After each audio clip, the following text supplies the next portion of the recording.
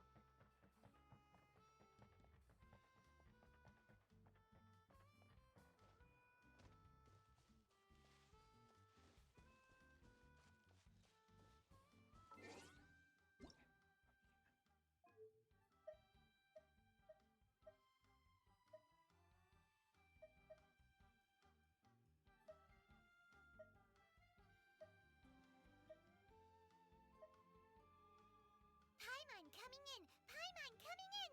Is this level okay? Can you hear Paimon?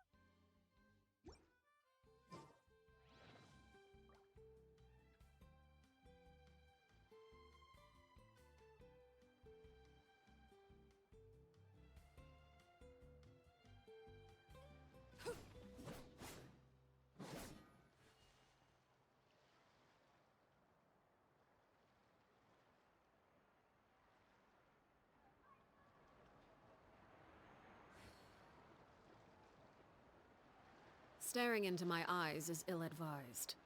I can't promise you'll like what you see.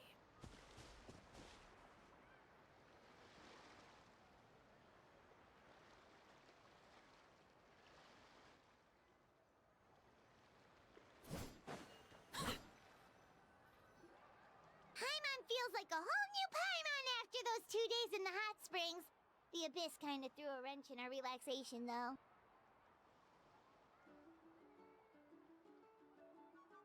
Still, spending time here really has felt like a vacation. The Kaholosaurs are so nice and so fun to play with. Their bellies are super bouncy. Oh, and Atea's snacks were so delicious. She gave Paimon some for the road just this morning, actually. Yelling at some kids who got caught throwing stones in the hot springs, so not much has changed since we first met her.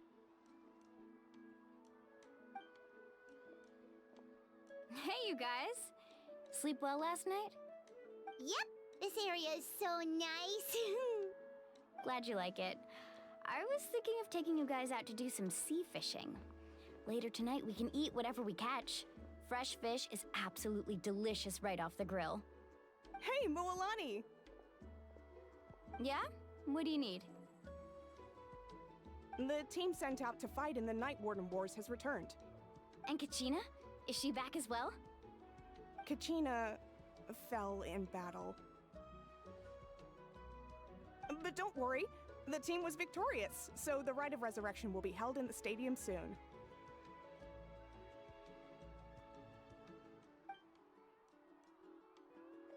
That's a relief. The Abyss is cunning, and it was her first time. Mistakes are bound to happen. Indeed. Exactly. She deserves to hold her head up high. Alright, thanks for letting me know. We'll head out in a bit. Jeez, she sounded a little anxious there. Had me thinking it was bad news for a moment. Moalani, you said the Abyss was cunning just now, but it seems like the Abyss just wants to destroy everything. Like, think about all monsters that attacked your tribe. If there really was some sort of cunning plan, wouldn't it make more sense to send them to attack Kachina and her small team? Not that Paimon wants them to be in any more danger, it's just... Relax, I get it. The Abyss is difficult to understand, that's for sure. At a glance, it certainly seems like the only goal is total destruction. The Abyss isn't a living entity after all, so what capacity for logic or planning could it possibly possess? But through our long history of fighting the Abyss, we've realized things aren't quite so simple. 500 years ago, the Abyss invaded Teyvat.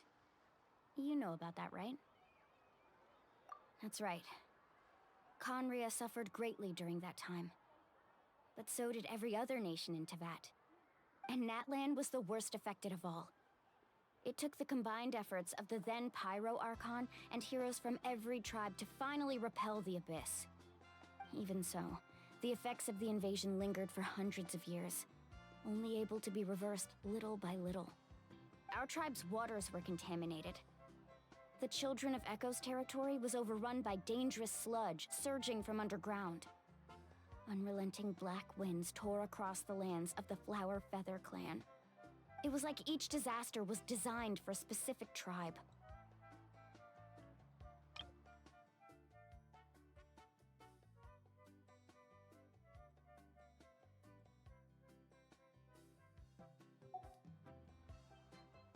Exactly.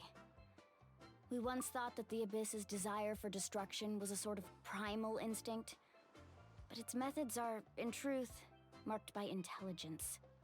We now believe the Abyss has invaded the Night Kingdom, and has the capacity to read the memories of this land at any given moment. And that's how it became so dangerous and cunning. Almost like it knows you inside and out. Yes, and that's why we've been unable to fully eradicate it, even after all this time. Luckily, the problems left behind by the Abyss have been successfully addressed by the various Pyro Archons we've had over the years. Now every tribe is prospering and things are looking up. I mean, just look at what we managed to do a few days ago. We totally fought them off.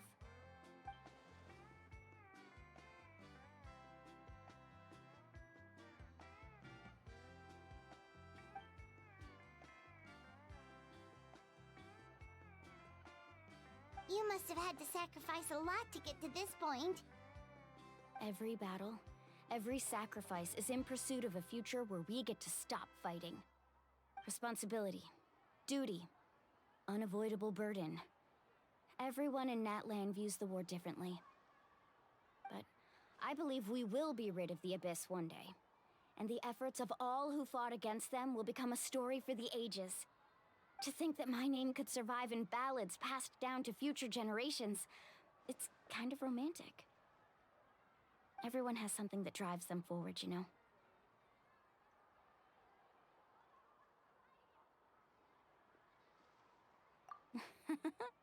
Be my guest. Heroes are always welcome in Natlan. Anyway, let's head to the stadium. Our fishing trip can wait until Kachina's back with us. The sea's not going anywhere.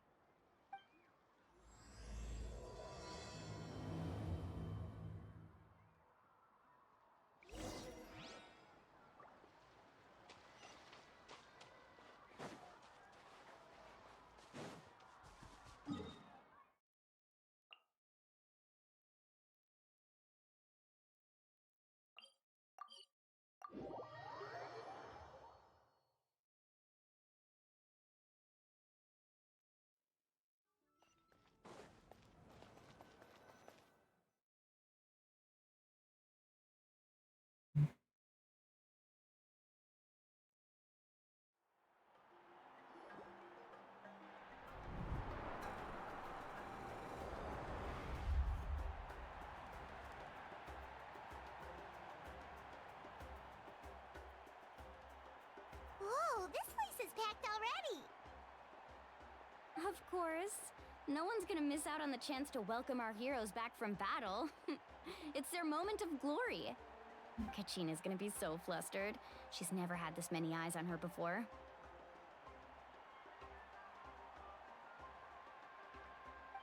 Yeah, she doesn't seem like the kind of person who likes being the center of attention.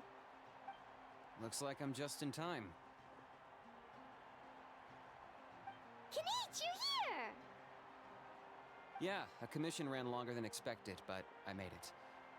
I heard about the incident with your tribe, Mualani. Is everyone alright? Yeah, it's all taken care of. Our new friend here's got some tricks up her sleeve, by the way. She's just as strong as Kachina made her out to be.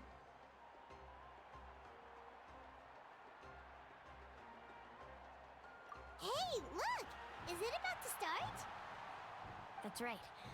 Someone will come out and recite a eulogy, and then we'll sing the Ode of Resurrection together. Come on, let's find a spot with a good view. When the singing starts, just follow my lead and you'll be fine. Let's go somewhere higher up so Kachina can spot us.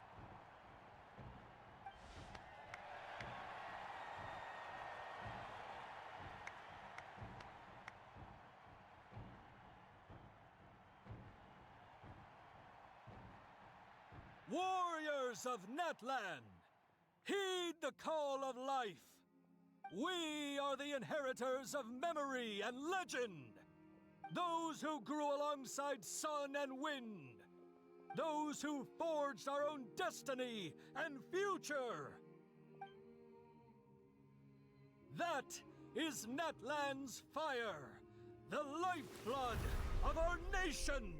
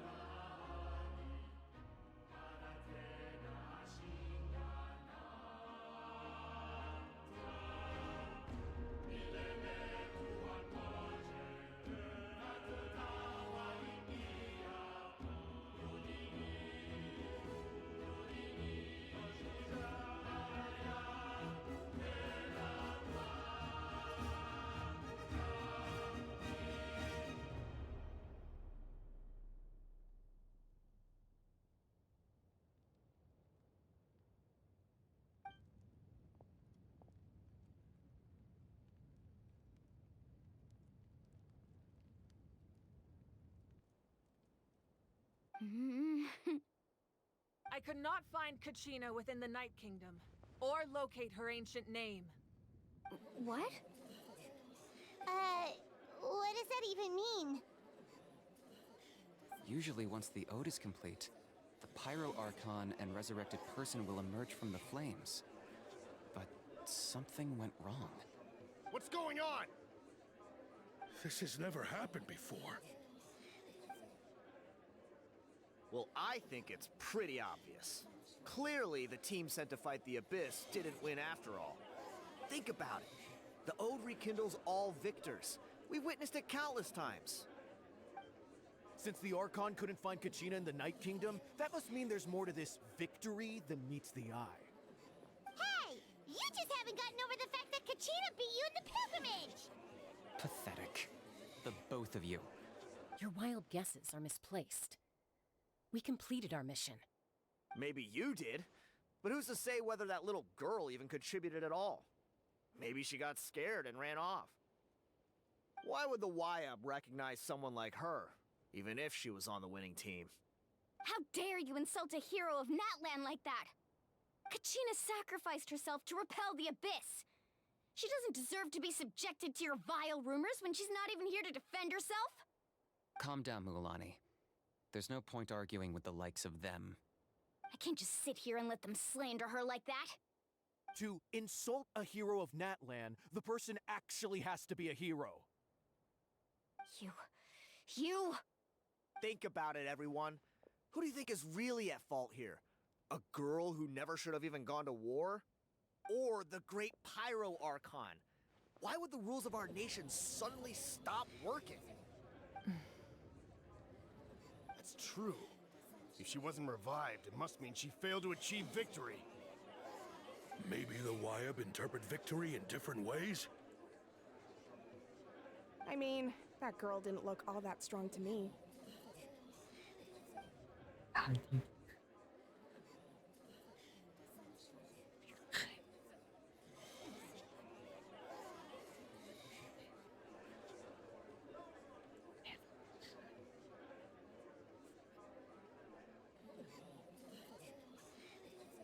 Kachina wouldn't have run! That's not like her at all! No, she's been waiting for this moment for too long. No matter how daunting the situation, no matter how scared she might feel, she's always the first person to stand up and face it head on. We don't even know what happened. So don't you dare try to use this as an excuse to vent your anger or slander her reputation. Fine. We'll find out what happens soon enough. Then, we'll see who truly deserves glory. That's enough. There is no doubt about today's victory, or Kachina's part in it. She is a hero worthy of our admiration and celebration. However, the failure of today's ceremony is undeniable. Kachina has not been rekindled, and I offer you all my deepest apologies as I continue to investigate this matter. To prevent further casualties, I have decided to suspend the pilgrimage until this matter is resolved. What? No one is all-knowing. No one is infallible, not even myself. But doubt is a means by which we seek the truth, not a weapon we wield against others. I didn't mean it that way, Archon. I just... If there are things you wish to clarify, then ask me directly. Doubt my answer if you wish. But now's your chance. You have concerns? State them. No, of course not. Even though I have said nothing to change your mind, then it would seem the truth never mattered to you at all. That guy doesn't even have the courage to answer the Pyro Archon's question. So much for all that glory talk earlier. I have a question, Archon. My friend Kachina. Do you have any idea where she is? It's extremely important to me. I know you said you were investigating the situation, but I'm sorry, that's not enough. I've already shared everything I know. If you want to learn the truth and rescue your friends sooner, you should join the investigation. So, what do you say? Of course I'll join. In that case, come see me in the speaker's chamber. We should join them. Oh, and if it's not too much trouble, could you drop by as well, Traveler? I'd like to have a chat. Rest assured, everyone, I'll keep the tribal chiefs informed on the progress of the investigation. Once again, I apologize for the outcome of this ceremony. If there are no further questions, let's part for now. Did she just ask us to come along? I believe she did. Let's go. I'd like to know what's going on myself.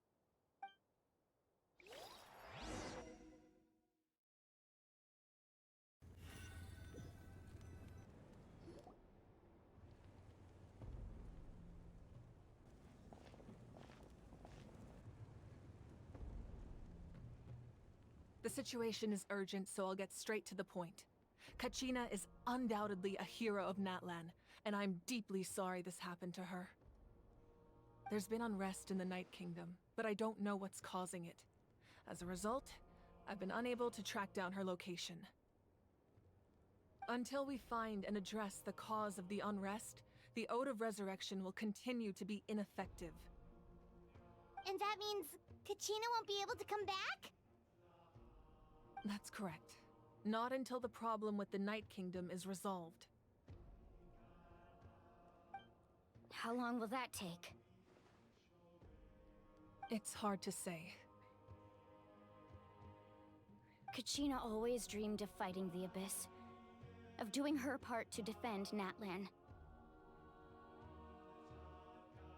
She wasn't afraid of death because she knew, if it came down to it, the Pyro Archon would be there to bring her back to life. Whenever we sat down together, exhausted from training, she would always hum the Ode of Resurrection. She was supposed to come back to us. We were supposed to hug her and celebrate with her and share her joy. We supported her every step of the way, but what are we supposed to do now? Sit peacefully and wait for her return? Lose ourselves in grief over her death? Tell me, are we her friends? Or her murderers? That's not fair, Mualani. It's all right. I understand your rage and your grief. Kachina's life means a great deal to me, Mualani. Believe me, I want to bring her back as soon as possible. I would give you that peace of mind if I could. But please, hear what I have to say so I can at least give you a broader picture of the issue we are now facing. Considering the recent attack on your tribe, I believe the Abyss has found a new means of undermining the rules of our nation. You mean... The Sacred Flame. The foundation of our resistance against the Abyss. If we continue to hold the pilgrimage and send teams to fight the Abyss, there will likely be more casualties. But if we stop altogether, the Sacred Flame will only grow weaker. The Abyss will scale up their attacks, and the tragedy we saw with the people of the Springs will only be the first of many. If we compare the two choices, the former seems to be the lesser of two evils. Sorry, I know that may sound harsh, but I bear the name Malipo. Weighing the costs is my duty. The raw truth can be cruel. But we need to understand it if we want to approach this rationally. But what would you say, Mualani? This is personal for you, and unlike Kenichi, I dare say it's not a simple case of weighing up which course of action is less painful, is it? No. I can't choose between them, and I don't want to. Saying that one is preferable over the other is disrespectful to the people who suffered. You're saying it doesn't matter whether I suspend the pilgrimage. The consequences will be equally painful. Yes. What happened to Kachina breaks my heart. But I couldn't bring myself to sacrifice other people for her sake. And that is the crux of the problem. It's not simply a matter of choosing the lesser of two evils. Either way, there will be people who suffer. And the end result will be the same. Belief in the pilgrimage will waver. Once doubt has crept in, the people will no longer unite in battle against the Abyss. And that is exactly what the Abyss wants. Their ultimate goal isn't to break the rules that make the Ode of Resurrection work. It's to destroy the people's faith in them. To prevent what happened to Kachina from happening to anyone else, we need to suspend the pilgrimage. So that is my current plan. And in the meantime, I've made efforts to strengthen each tribe's defenses. Then, we have to find another way of strengthening the Sacred Flame to keep the Abyss at bay. This won't be easy. I'll need time to figure out the best approach. I understand your anger, Mualani, but I hope that provided some clarity at least. Wow. Hyman thought things were gonna get heated for a second, but the Pyro Archon took the time to explain everything so patiently. I owe you an apology, Archon. I let myself get carried away earlier, and I'm sorry. You're right. We need to focus on finding solutions. We could always hold the pilgrimage without sending a team to fight in the Night Warden Wars. That way, we would still be able to fuel the Sacred Flame. I've considered that, but the two events have nearly always been linked. Without the chance to fight the Abyss, pilgrimage rankings lose their prestige, and competitor numbers will drop. With fewer participants, the amount of contending fire produced will decrease, and the vicious cycle will continue indefinitely. So, essentially, the Abyss has taken Kachina hostage. You've learned about the concept of ley lines during your travels, yes? The Night Kingdom is something similar. Staying there for a short period of time shouldn't have an effect on the person. But with the Abyss in the picture, it's a different story. Your sense of self will be devoured until eventually you become one with the sea of souls. Imagine pouring a cup of water into a rushing river. You can try to scoop up another cup, but there's no chance it will be the same water you had before. I won't sugarcoat it. That is the danger Kachina is currently facing. Just like you said, Archon. Both of these problems need to be addressed. You can focus all your efforts on dealing with the Sacred Flame. I will go search for Kachina. The Abyss poses the same threat to you as it does to her. It is very possible you will not return. Knowing that, do you still choose to go? Kachina's waiting for us to rescue her. That's all that matters. I failed to protect her during our campaign, but I can make it up to her now. I choose to go as well. Traveler? What do you think? Understood.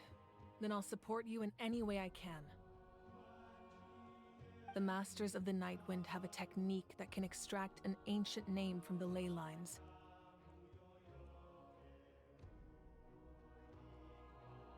If we can find Kachina's ancient name, I can use the link between them to pinpoint her position within the Night Kingdom. Then comes the hard part.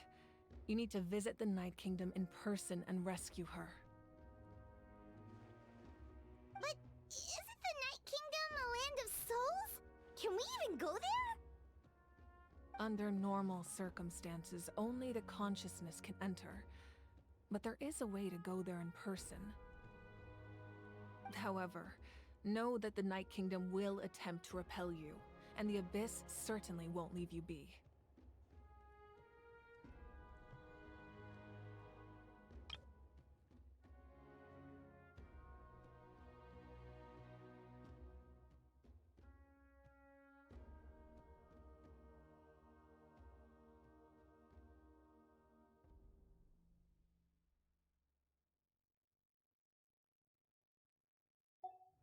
That's fine by me. Same here. Fighting the Abyss is nothing new for me. So, Paimon's the only one who's scared? Well, if she's going, Paimon's going too. Citlali of the Masters of the Nightwind once created an artifact that can be used to communicate with the Wyab. We call it the Spirit Speaker Stone.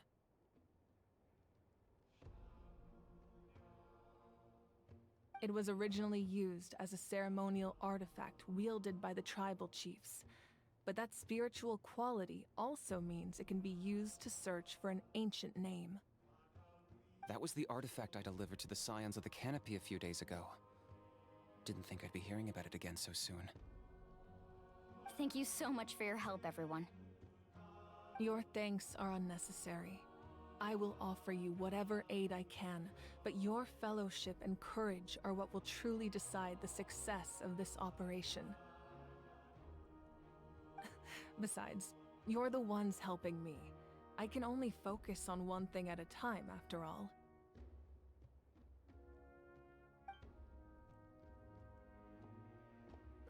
Traveler, I certainly didn't expect our first conversation to be so serious.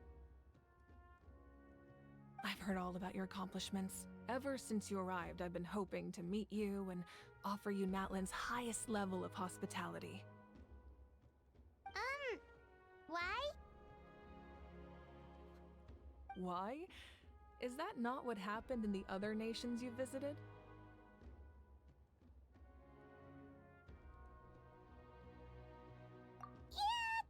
Pretty complicated at the start. And, you know, in the middle. But our reputation's solid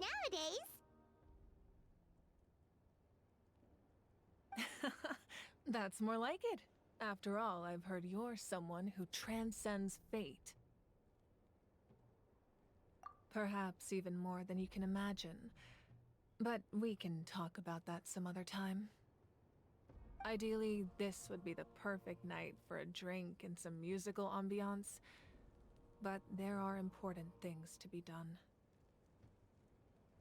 Oh, I almost forgot. Atea was wounded in the fight against the Abyss. She wanted us to give this to you. It embodies fond memories and my strength of will. That's what she asked us to tell you. She said you'd know what that means. I didn't think this day would come so soon. The flames of her life force. I can feel them flowing within the talisman. If things were different, the two of us could have enjoyed the hot springs together while she gave this to me in person. We're supposed to be hot spring buddies after all. But don't worry. This talisman means a great deal to me. I'll take good care of it, and once this is all over, I'll pay Atea a visit.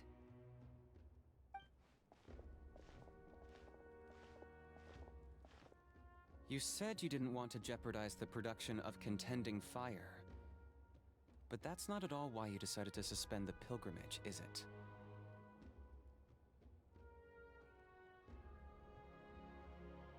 You're right. Even now, the production of Contending Fire is far from sufficient.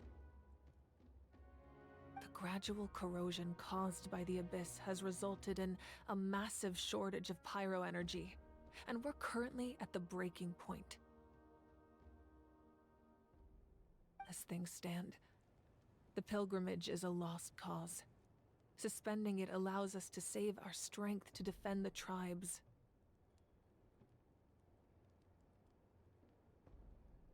The Abyss has brought catastrophe to Natlan, and Kachina's disappearance in the Night Kingdom is a direct consequence of that. We can't let the general public know that. No.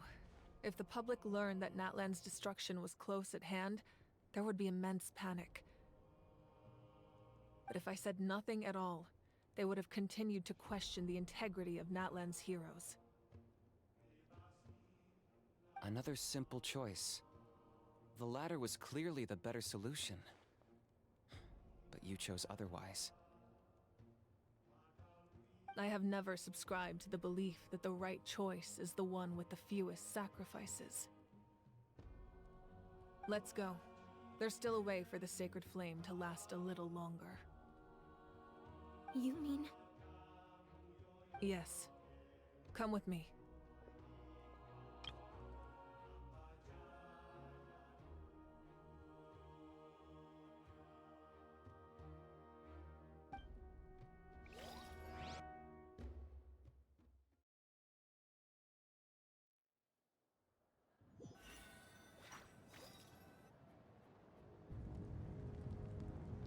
The sacred flame must never go out. Not only does it strike fear in the Abyss, but it's also the pillar of Natlan's stability.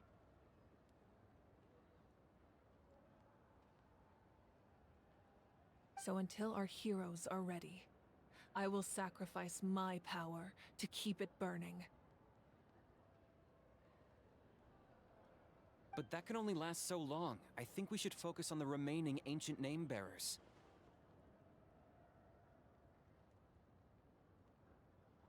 Don't let desperation cloud your judgment. Those chosen by the Wyab have already embarked on their destined path. It is for them to decide how that journey ends, not us. All we can do is support them. Even so, for you to make this sacrifice, it's not right. If not me, then who? No other is capable of sustaining the sacred flame.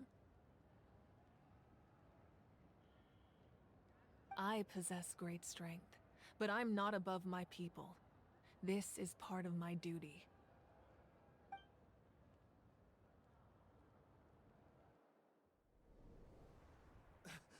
Archon, it's the Fatui!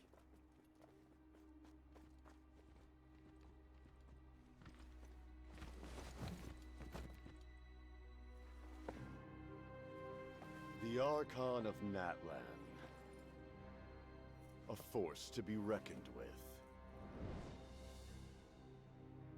The secret of the ley lines is no secret to me. Long have they been destined for ruin. And since the oath made 5 centuries ago remains unfulfilled, what use is the Gnosis in your hands? I don't know what you mean.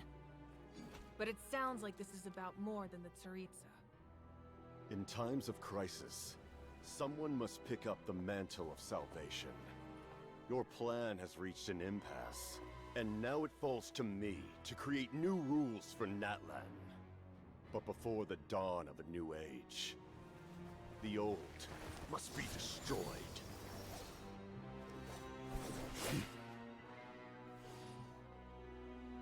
I assume that's the end of your speech? Good. People like us? Let our blades do the talking!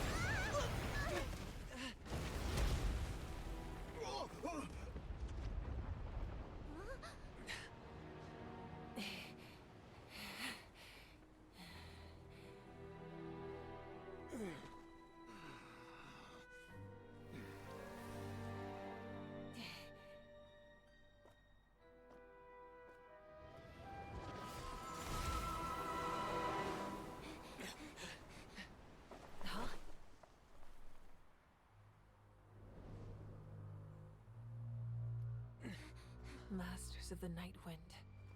Send word. The captain and his followers must be apprehended.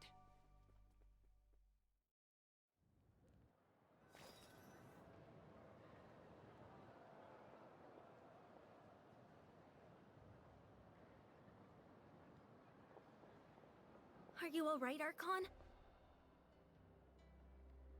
He was a formidable opponent. Exactly what I would expect from the first of the Fatui Harbingers.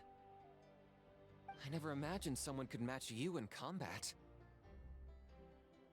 If the Tsaritsa sent him here, why would he bring up what happened 5 centuries ago?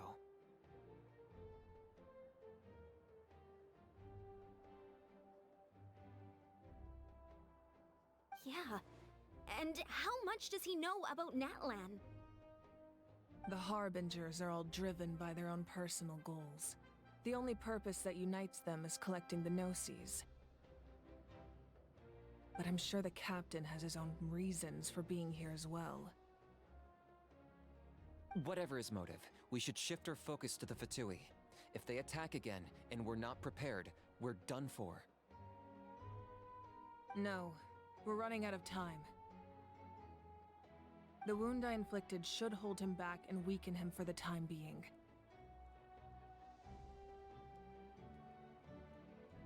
Besides, I'm sure you noticed. The power that came to his rescue just now came from the Masters of the Night Wind. In other words, there are traitors among us. Not necessarily. This could prove to be a very valuable turn of events. When we exchanged final blows, I sensed an unusual presence within him. I'll need to investigate further. Kanich, go to the Masters of the Night Wind and look into who could have aided the captain. Speak to Lali. She should know.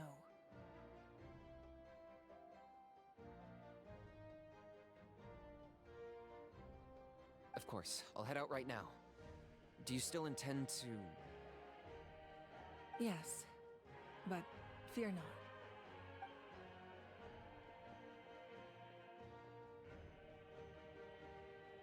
Natlan's strength has never rested solely in its Archon.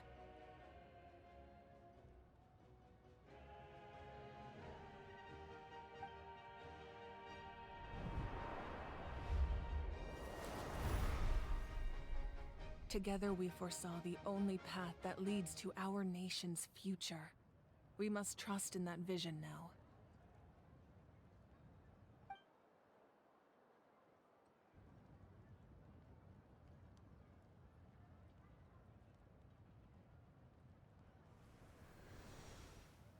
Is everything okay, Archon?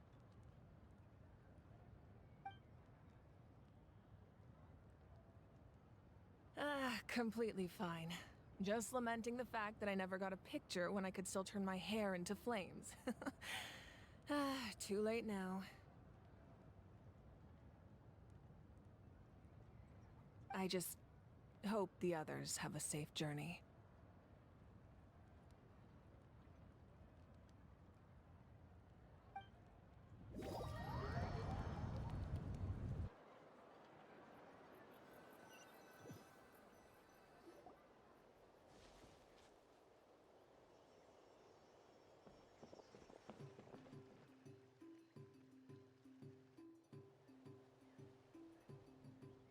What's happening at the stadium? Did something explode? It feels like the Archon unleashed her power. She must be fighting a formidable opponent. Should we go back and check what's going on? Have faith in the Archon. She wouldn't lose in a one-on-one confrontation. Once we find Kachina's ancient name, we'll head right back. Okay, let's just keep climbing. Everyone really hopes nothing goes wrong.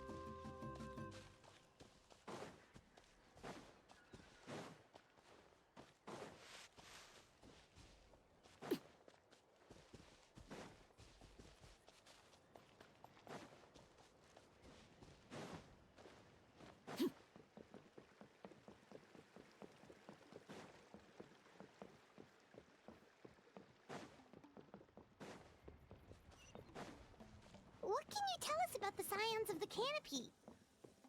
The tribe's people are very adventurous. Oh, kinda like us then. I'm not so sure. You don't strike me as the type to enjoy danger. The Scions of the Canopy are a bunch of thrill seekers. They love extreme sports like rock climbing, rappelling, volcano parkour, or even bungee jumping without a rope while a Yunkasaur stands at the edge and uses its tongue to catch them. Sound like something you'd be interested in? Okay, that does sound different from our usual adventures. Paimon's not doing any of that. She can just cheer you on from the sidelines.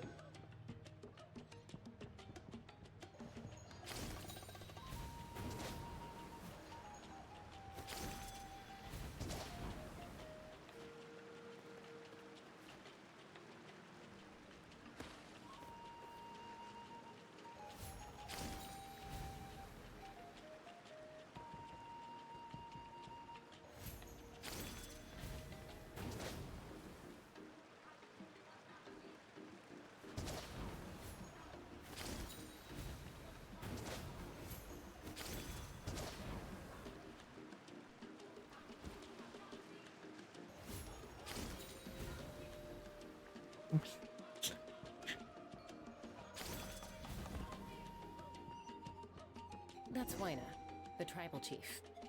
Let's head over to him.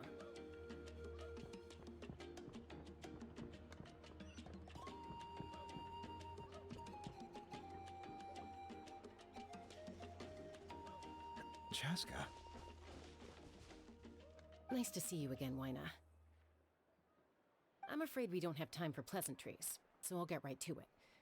We're here for the Spirit Speaker Stone. Whoa, hold on a second.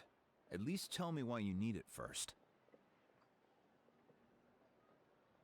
My friend Kachina is trapped within the Night Kingdom. We need the stone to find her ancient name and rescue her. Rescue her? From the Night Kingdom? That's right. I'm sorry, but someone needs to tell you what you don't want to hear. Going there, a mature warrior would never make such a foolish decision. The nature of battle is unpredictable. You never know how it's going to end. Losing a friend is tragic, but when that happens, the best thing you can do is focus on how to prevent further casualties. I appreciate what you're trying to say, Chief Wyna. But if the price of maturity is abandoning a friend in need, I'll choose foolishness any day. If Kachina's still holding on, then so will I. I thought you might say that. Is something wrong, Wyna? This doesn't seem like you. Life isn't complete without taking risks. That's always been your mantra. It's nothing. The Night Kingdom is a dangerous place. Can't blame me for checking if you were up to the task. If you're that determined, far be it from me to stop you. Here's the stone. Keep it safe, okay? It's not like we have a spare. Thank you. Huh. Seems like you two go way back. But aren't you from the Flower Feather Clan, Chaska?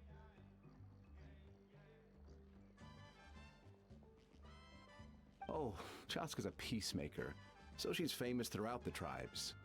She's always the one people call to resolve conflicts, so we slowly got to know each other that way. Her younger sister Quichi's always hanging around our tribe, too. She's helped us out a lot in the past. Oh, you have a younger sister? Yes, I'll introduce you to her sometime.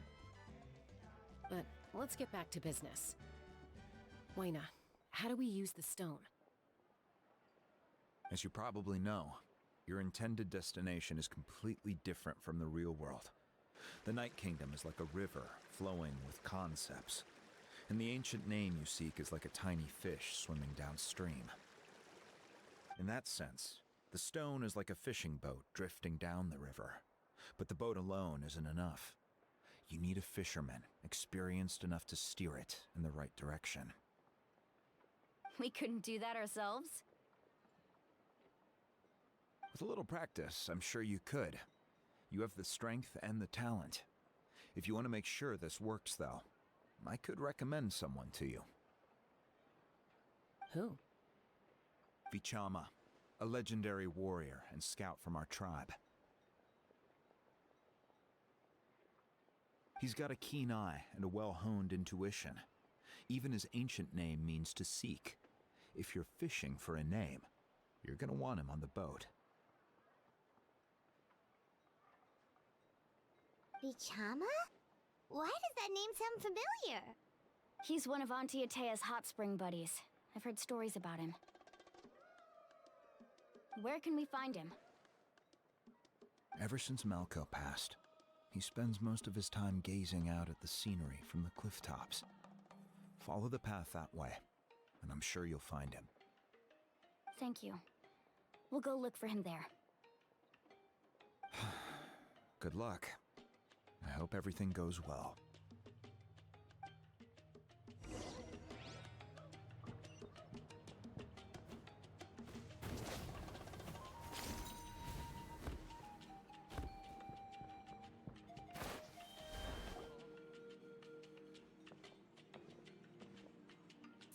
admiring the scenery from the cliff tops. Ah, that must be him! Hello there, are you Vichama? That's me. Did you need something?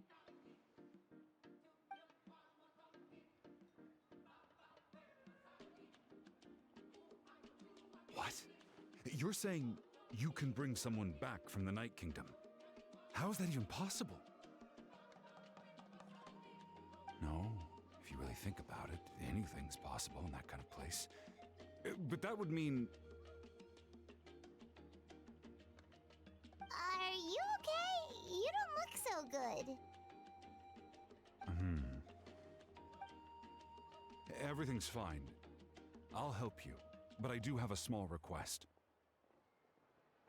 After I help you find Kachina's ancient name, I want to use the stone to look for my friends as well. Your friend? Oh, why not mention someone named Malco? Is that who you're talking about? Yes, but I'd rather not get into it if it's all the same to you. That's not a problem. We agree to your request. Yeah. Since you're helping us find Kachina's ancient name, it's only right that we return the favor. Then we're agreed. Can I have a look at the stone?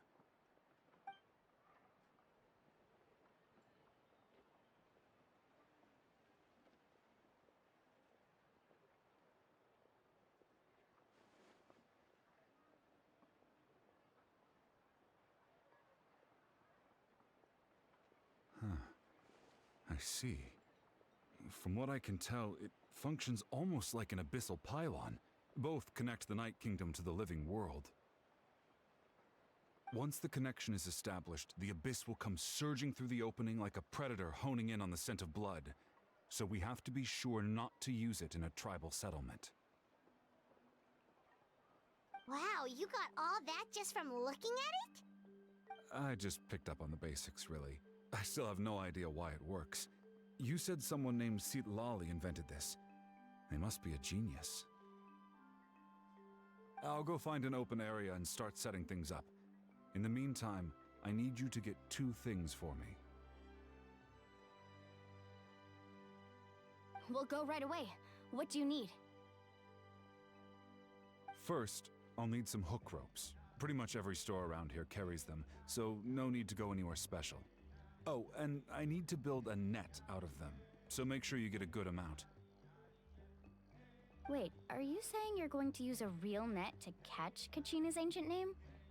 How does that work when one's tangible and one's not? By creating something tangible in our world, like a net, we can create a connection to a corresponding concept in the Night Kingdom. Basically, I'm going to use the concept of a net to catch something equally intangible, an ancient name. Oh, I see. What about the second thing you needed? Right. I need 2 chunks of obsidian. Once we bring the ancient names into our world, we'll need a place to store them.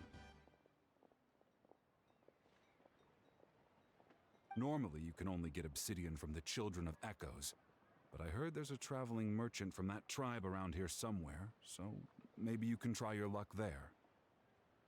Gotcha! Alright, let's split up. See that clearing?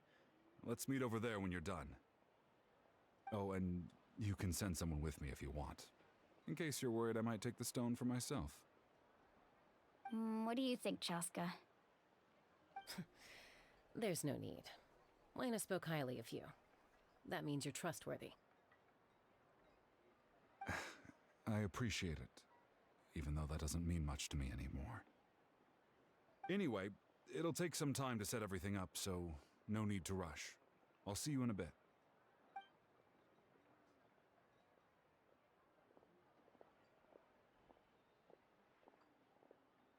What an odd guy.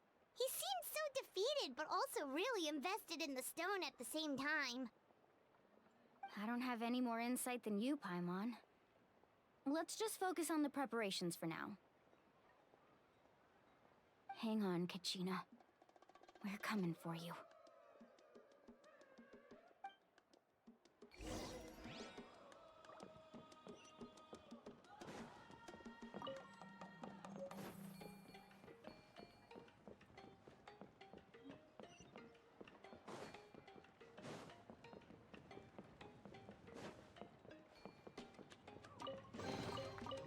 greater pleasure is there than the unexpected?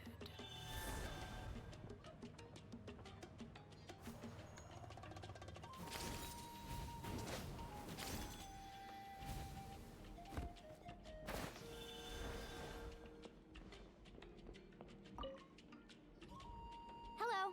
Do you have any hook ropes for sale? Hook ropes? As in rock climbing equipment?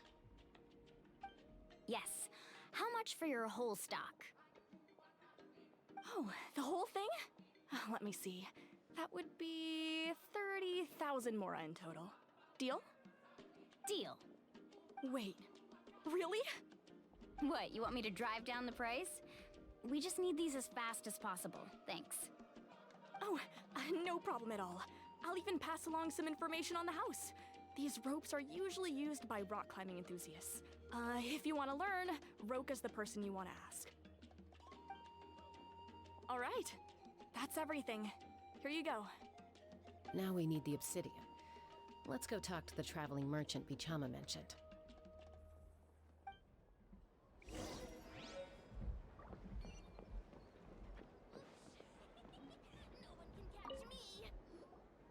Excuse me, do you sell obsidian?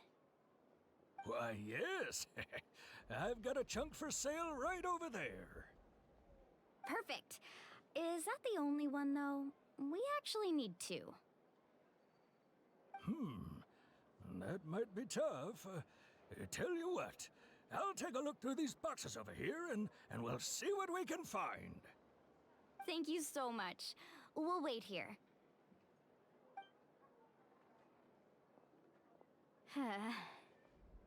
Relax.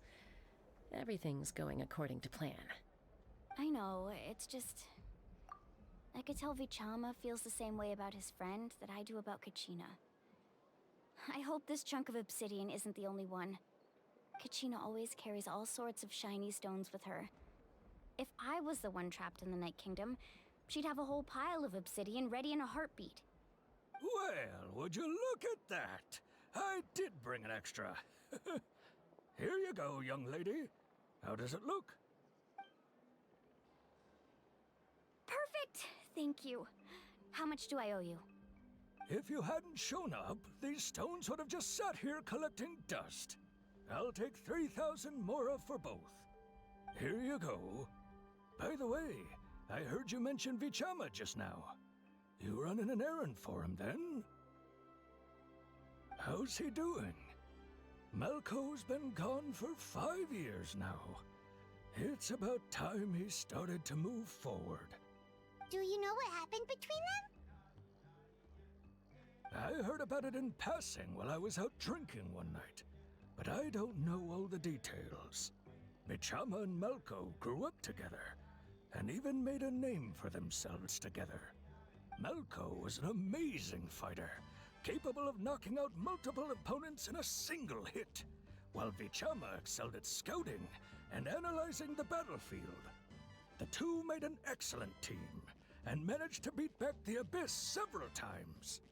5 years ago, they both emerged triumphant in the pilgrimage, and were placed on the same team to fight the Abyss. But on the eve of battle, the Abyss launched an attack on their tribe, and Bichama suffered an injury to his leg while attempting to rescue someone. Then what happened? The team agreed that he couldn't fight the Abyss in his condition. Vichama didn't argue. He knew going to the front lines with an injured leg would make him a burden in battle. So they raised the issue with the Pyro Archon, and she agreed to let him stay behind. It's just... Malco and the others ended up facing hordes of abyssal monsters in numbers that far exceeded anyone's expectations. The team made an error in judgment, and they fell to the onslaught. Vichama went into a deep depression after that. He blames himself for everything. Oh, you're not wrong. But it's possible he chooses to blame himself. Not because he did something wrong, but because he wasn't able to do anything at all. I've tried convincing him to move forward, to stop dwelling on the past. But the shadow of Malco's death hangs over him still. The Abyss has caused so much suffering, and some wounds never heal. I wish there was something he could do to make himself feel better. But, anyway, that's the gist of it. Maybe you could help him talk things through sometime. I would really appreciate it.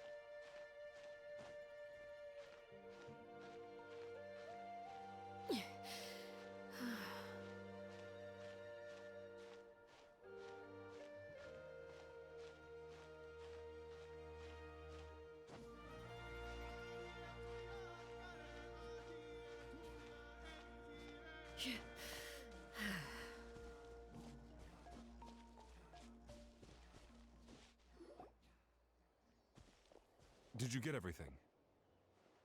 Yep, it's all here. When do we start? I've made all the necessary adjustments, so we're good to go.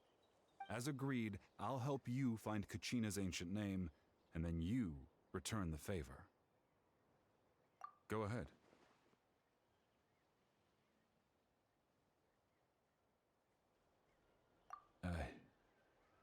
After Malco fell, I scoured the battlefield to see what happened. It turned out he wasn't bested by some impossibly powerful foe. He was dragged to his grave by the sheer number of enemies. If I had been there, I would have been able to sense the danger. I could have warned them not to advance. I've always blamed myself for what happened. But when you told me about Kachina, I realized there's a chance Malco might also be alive, fighting for survival in the Night Kingdom. But that happened several years ago, right? The Pyro Archon said all life within the Night Kingdom eventually becomes one with the Sea of Souls. There might not be much hope, but I still have to try. Malco and I promised each other, even if we never managed to root out the Abyss for good, we would fight together until the end. All right, let's get to it. I'll start searching for the conceptualized version of Kachina's ancient name. If you see any fragments scattered around the area, please collect them.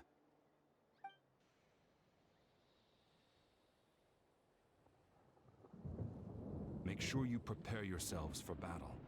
As I said, the stone will link the mortal realm to the Night Kingdom. The Abyss will likely emerge in response. Look at that golden thing. It must be one of those fragments Vichama mentioned. Let's get closer.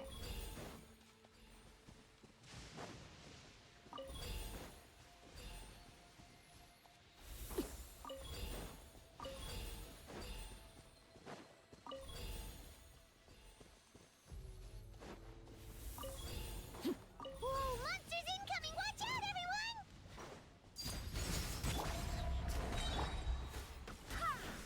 Stop right there!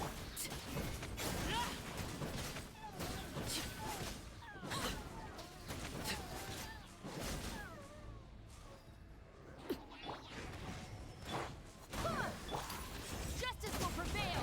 Final warning! No rest for the... Overruled!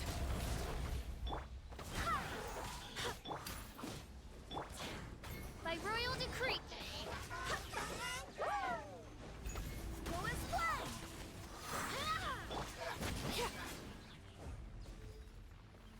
How much longer, Vichama?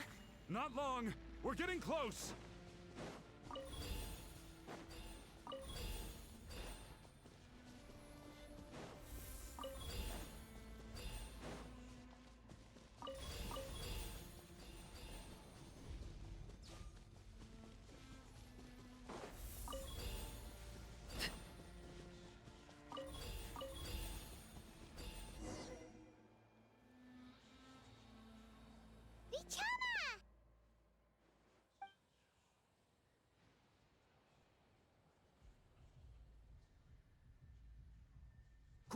Take it!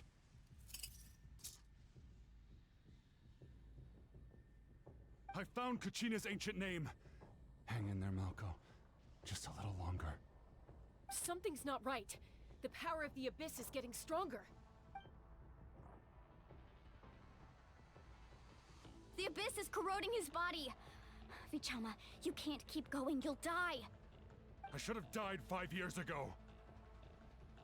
I just need a little more time. Please, I'm almost there.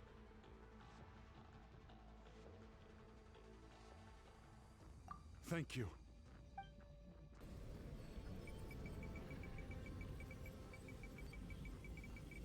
Oh, watch out! The power of the Abyss is strong.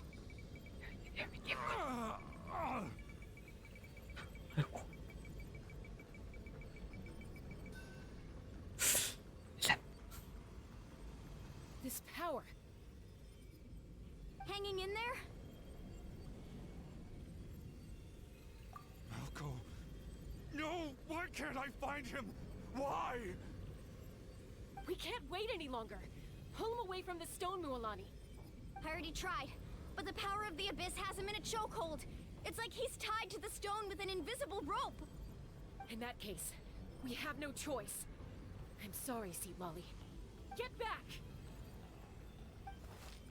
Chaska, wait!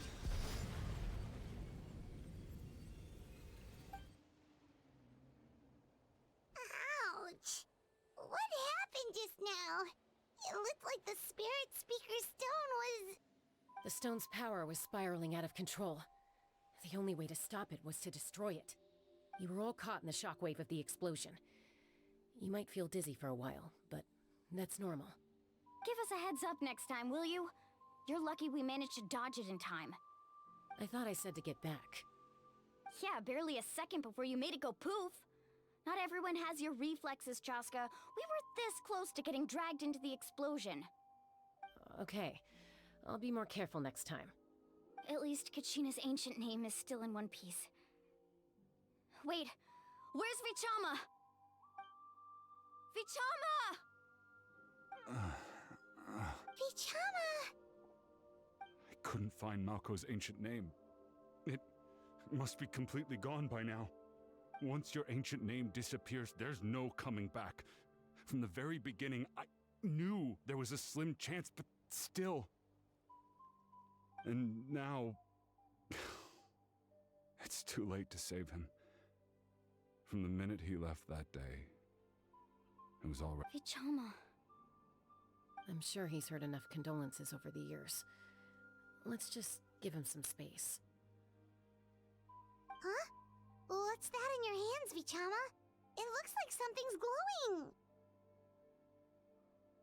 Huh? This is...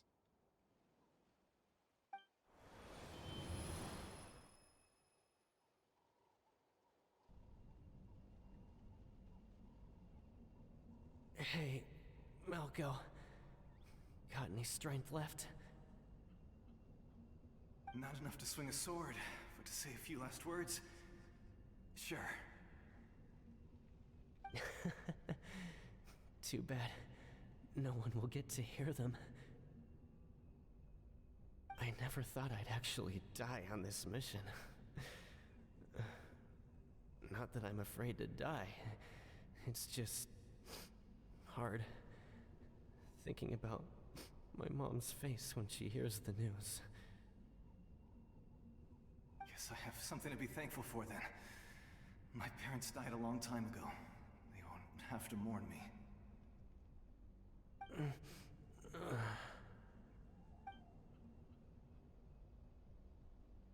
Pisak! Always had to beat me at everything, didn't you? Right to the end, you were never one for goodbyes. Maybe you're right. Maybe no one will get to hear our last words. But just in case... Vichama, I'm so glad you didn't come with us. Don't be sad. Just keep on living. For the both of us.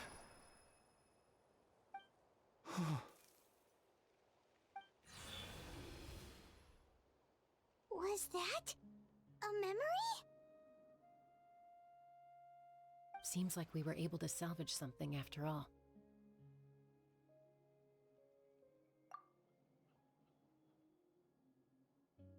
Of course. Seeing him, hearing his voice again, it makes me unbelievably happy. But it also brings with it an even deeper pain. A deeper pain? Why? Malko was always the type to put on a brave face. But in that memory just now, his hands were shaking, and his smile was forced. For all these years, I regretted not being able to fight alongside him to the end. And now I know, at the end of his life, he was thinking the same thing. Vichama. I'm fine. Actually, I heard Chief Wyna wasn't really on board with your plan to go to the Night Kingdom. When you asked for my help, I hesitated too. I knew helping you find your friend's ancient name meant leading you one step closer to danger. But I also understood why you had to try. Everyone has regrets in life, but not everyone gets the chance to make up for them. Once allowed to fester, guilt strips us of our most valuable qualities as warriors. In that sense, we might as well choose the braver path from the very beginning.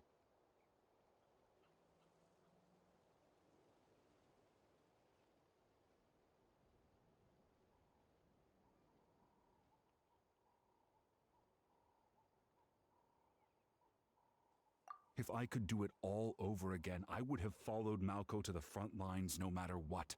Even with an injured leg, there were still things I could have done.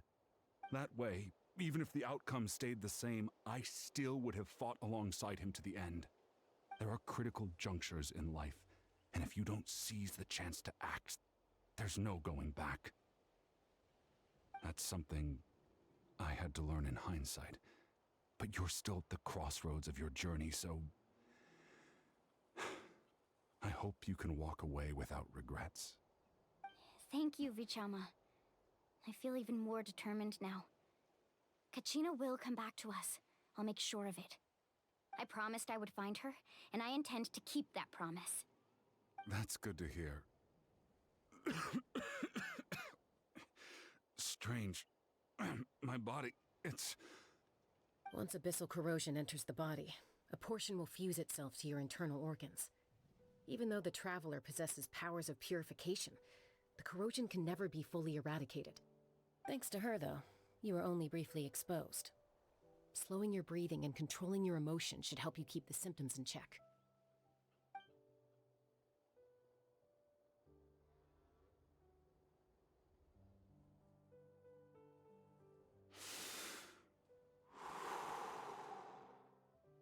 Huh.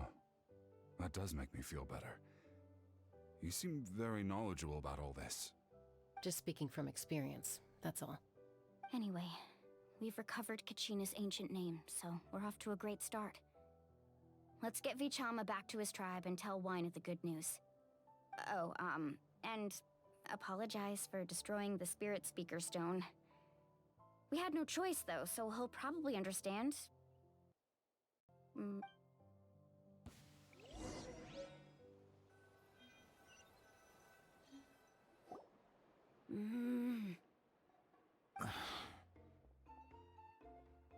Koichi, are you really gonna just stand there like that? I don't know what you want from me. I think you know exactly what I'm trying to say, Uncle Wyna. I can hear it in your voice. Honestly, it's just one thing after another with you two.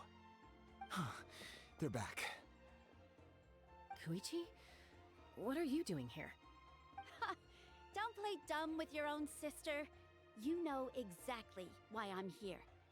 My apologies, everyone. I just need to borrow Chaska for a few minutes. You come with me.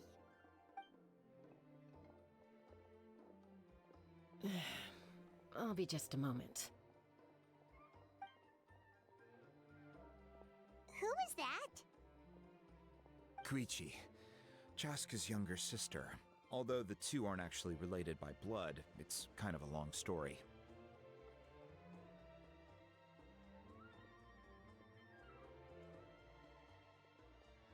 It's not really my story to tell, but I guess it's not a secret. You see, Chaska was actually raised by cuckoo sores. She was afflicted with a rare disease when she was a child, and abandoned in the wild as a result. The Abyss found her out there, all on her own, and tried to devour her. But in the end, all that did was trigger her will to live. That strength of will pushed her to survive. But it also planted a seed of conflict within her. Eventually, she was adopted by the cuckoo sores. Wherever they went, she followed, getting into fights right and left. For some reason, Paimon can totally imagine that. Well, when Chaska finally returned to human society, it was Koichi's parents who adopted her. At the time, Chaska still had a habit of getting into fights, so Koichi was always taking her around, apologizing to everyone. Ah, I remember those days. One of those fights was definitely with me. But, you know, kids. You're fighting one minute and your friend's the next. Eventually, she found a way to rein in that desire to fight. And now she's who people call to resolve conflicts. She's known as the Peacemaker. It sounds like she still argues with Koichi, though. Don't siblings usually stop fighting when they get older? That's partly my fault. Koichi asked me to stop Chaska from doing anything dangerous, but you probably know by now, once Chaska makes up her mind, there's no changing it. Oh, I get it. No wonder you tried to talk us out of going to the Night Kingdom. Chaska even said that wasn't like you. I'm all for your adventure. You need to take risks when you're young, because by the time you're my age, you couldn't attempt something like that even if you wanted to. Better try now than live with regrets later. That's what I say. Still, I can understand where Koichi's coming from. In the end, nobody wants to sit back and let a loved one put their life on the line.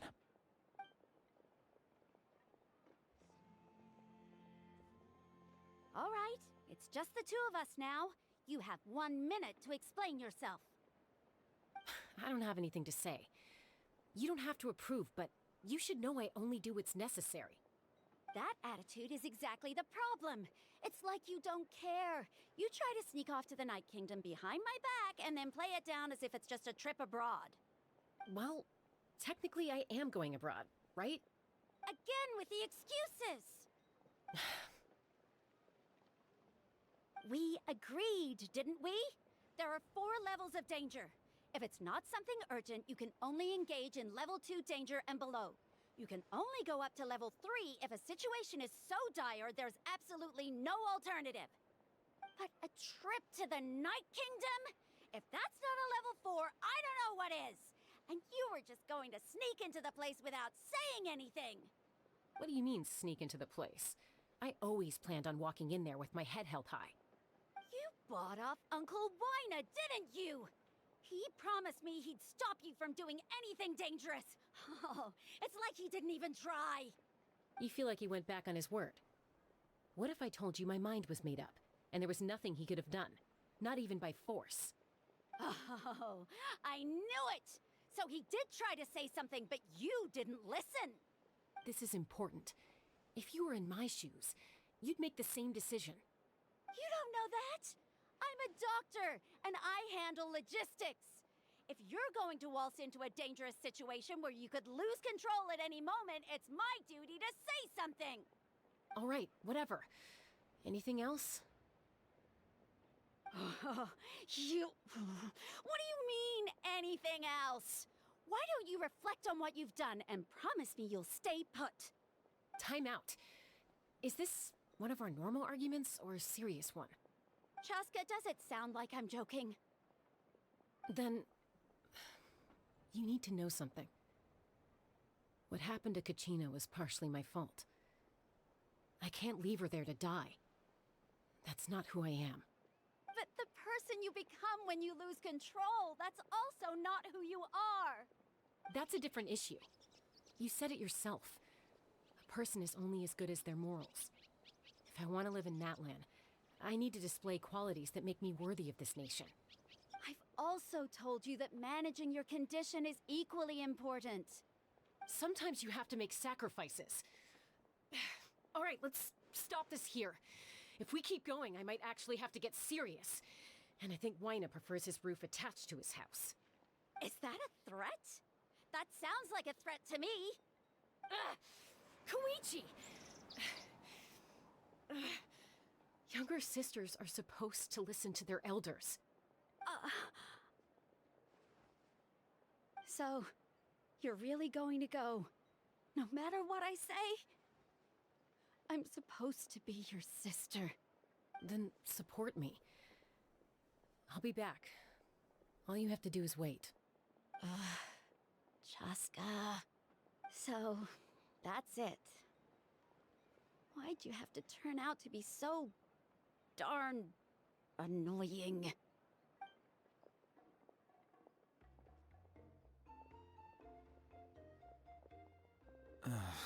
You two are something else. Something you wanted to say? I know you aren't related by blood, but you two sure are similar. Really? You know, I said that very thing to Koichi not too long ago, and she reacted the exact same way, down to the very tone of voice. It's not my place to get involved, but I will say this. Try to spend a little more time with your sister. You're tough kids. That doesn't mean you have to go it alone. Thank you. Anytime. All right. If you're done with the Spirit Speaker Stone, you might as well hand it over. According to Kinich, it's an important ceremonial artifact, so it'd be safer to keep it with me. About that. If only Tone Deaf Bard was here, he could have repaired it just like the Holy Liar. The Spirit Speaker Stone might be 2 stones now. Huh?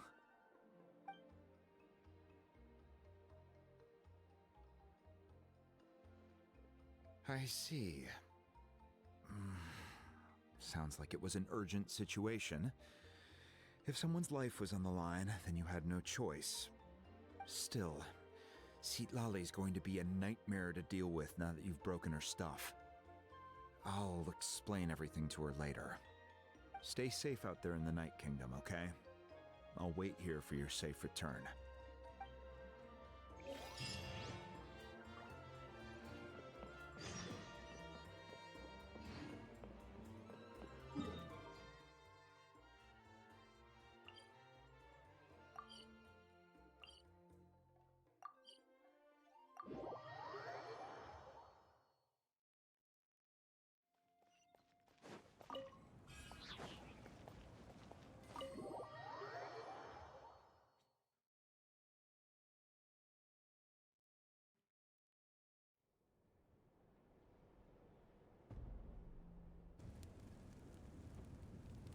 We're back!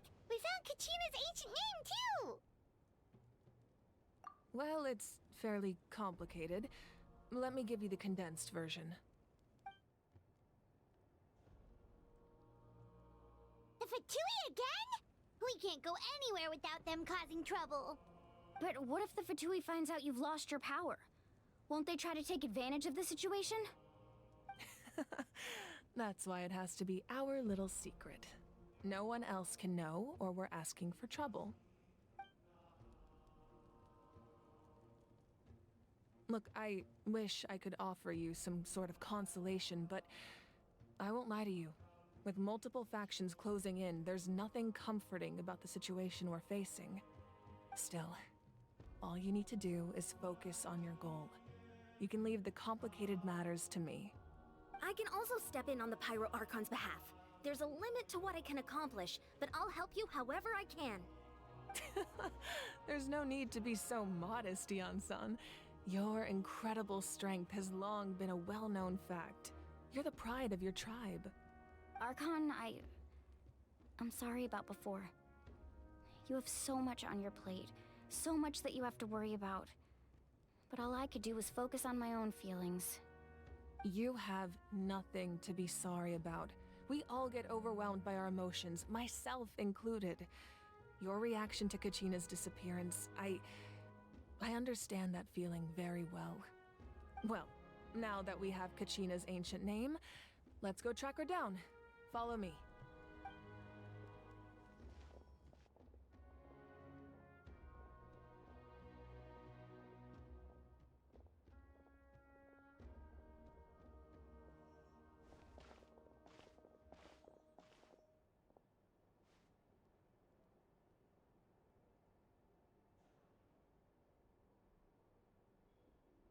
What is this place?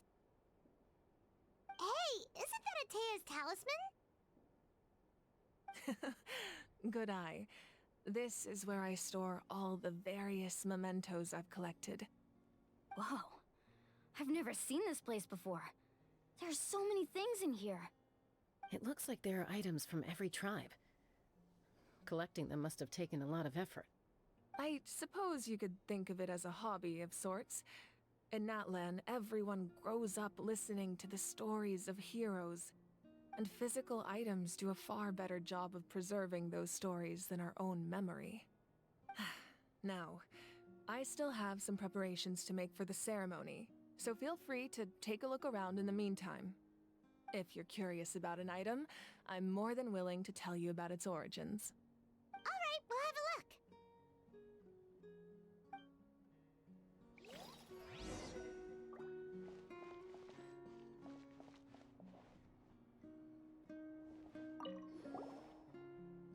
Hey, there's a fishing rod here. It must have belonged to the people of the springs. That's right. It belongs to a legendary fisherman named Matavaru. I have his entire set of fishing equipment, actually. He and I met in a tavern. He told me about a particular kind of giant fish and his meticulous plan to catch it. In his eyes, I saw a hunger and a strong fighting spirit. To him, the sea was the battlefield upon which he staked his honor. So, did he do it? The next time I saw him, he was covered in scars. It turned out the fish he sought had been corroded by the abyss. He managed to kill the fish, but sustained a serious injury in the process, which meant he could never go deep-sea fishing again. Can a fisherman claim victory if he fails to bring back his catch? That's what he asked me in the end. Well, Paimon thinks he won. That was my answer as well. The experience was far more valuable than the prize itself. In the end, he didn't want his tools to go to waste, so he gave them to me. Wait, that means you also know how to fish. Maybe we can go head-to-head sometime.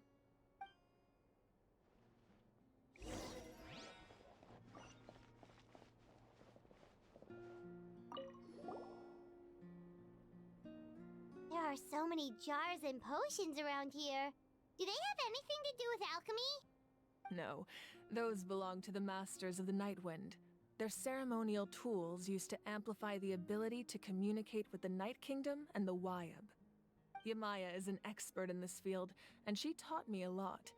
Even though she appears stoic and serious, she actually has a keen sense of humor.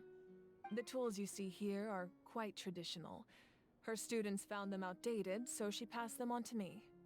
The contents of the jars aren't all that special. Oh, except the big jar in the middle. That's what she really wanted to give me. Ooh, must be something really cool. What's inside? Grape juice. Huh? It's quite tasty, although probably expired by now.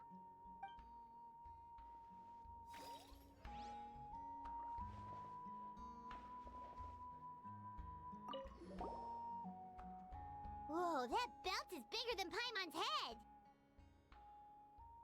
The Collective of Plenty are known for their bodybuilding competitions and contests of strength.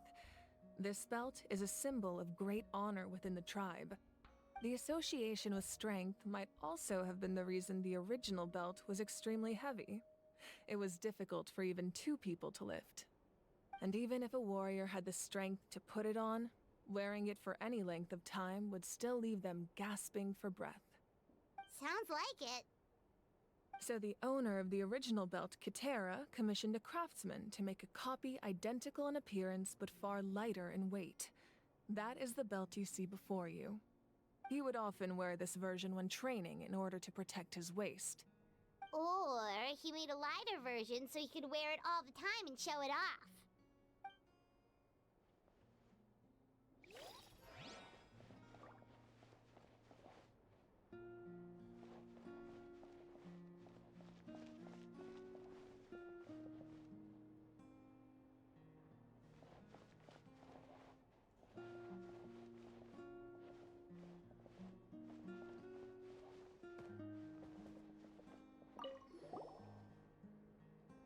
Atea's talisman?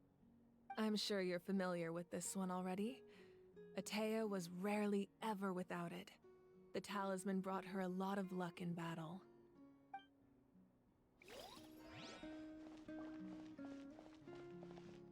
This fishing basket looks familiar. This flower looks like it's thriving. You must be good at taking care of plants, Archon. Make sure to handle everything with care. This cup, for example, it's heavier than it looks.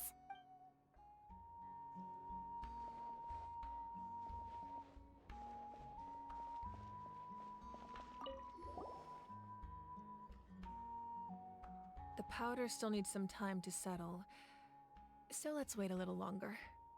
Well, what do you think of my collection? Do you feel like you have a better understanding of Natlan's culture now? Yeah! If each item represents a different story, seems like Natlan's really been through a lot.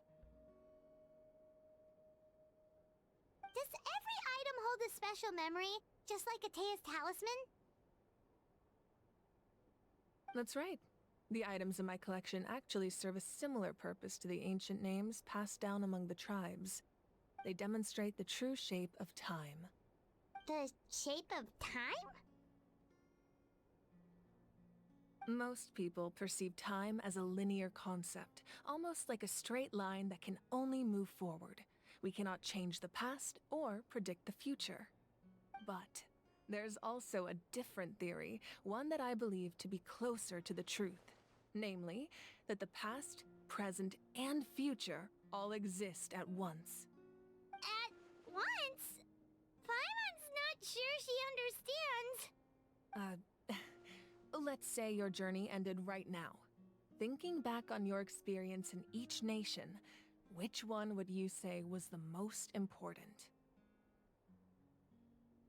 Exactly. Even at the end of your journey, the things you experienced along the way don't cease to exist. They become part of who you are. Take out a portion of that journey, and you would likely make very different decisions, and eventually arrive at a very different destination. The future is the same way. It exists even though it has yet to come to pass. We just lack the means to perceive it. Of course, there are those with the power to foresee the future. They simply call it by a different name. Fate. You're quite familiar with that concept, I would imagine. That does kinda make sense. The future hasn't happened, but already exists. Humanity excels at living in the present, but too often we forget the past and neglect the future.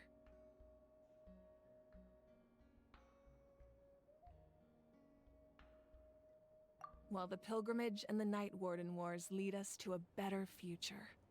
Only by uniting the people of Natlan across countless eras can we fight back against an enemy as formidable as the Abyss.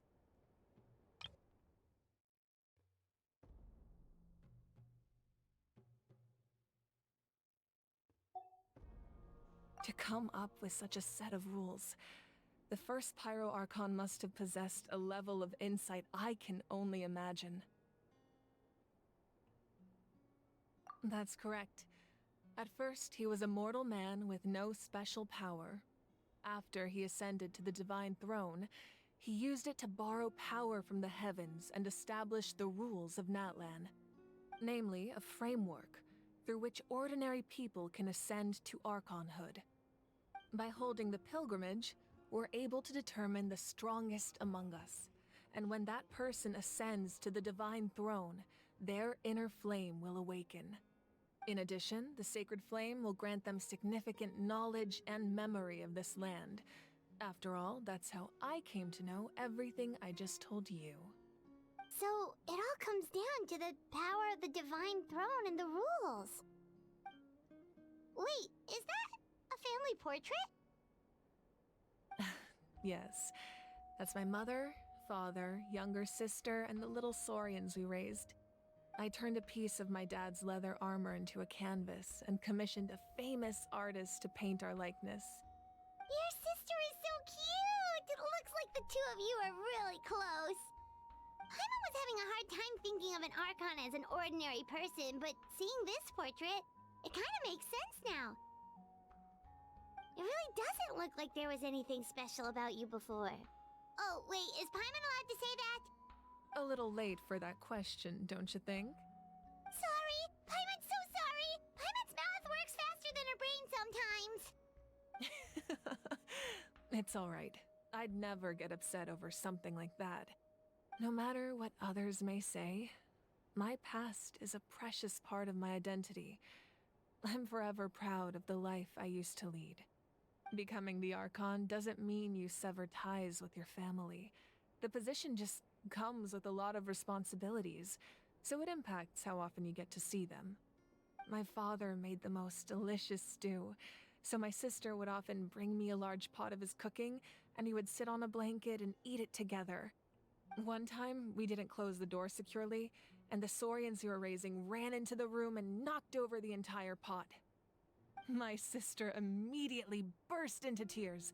The two troublemakers were going for the meat, but when they saw my sister's distress, they froze on the spot. I still remember the way they laid there, sulking like a pair of children, even after making such a mess. It was frustrating, but in the end, all I could do was comfort my sister and move on. Wow. Isn't that what being a family is all about? I think about that story a lot, actually. As the Archon, I made a vow to defend this nation, and experiences like that, they remind me exactly what I'm trying to protect. Well, what happened after that? This portrait looks pretty old. Your sister must be all grown up by now, right? I believe she ended up working as an architect and artist. She built many houses and crafted many beautiful works of art. Anyway, that's enough about me. Now that the powder is settled, we can begin. Ian-san, Mulani, Chaska, over here, please. Place the ancient name up there, and then we'll begin.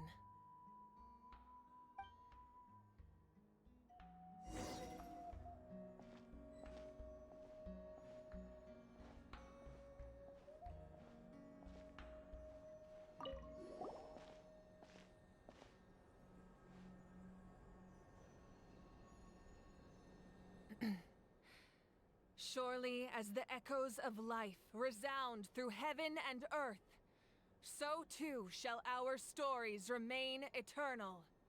Ancient name, take us to your fated bearer. Allow her to answer our call.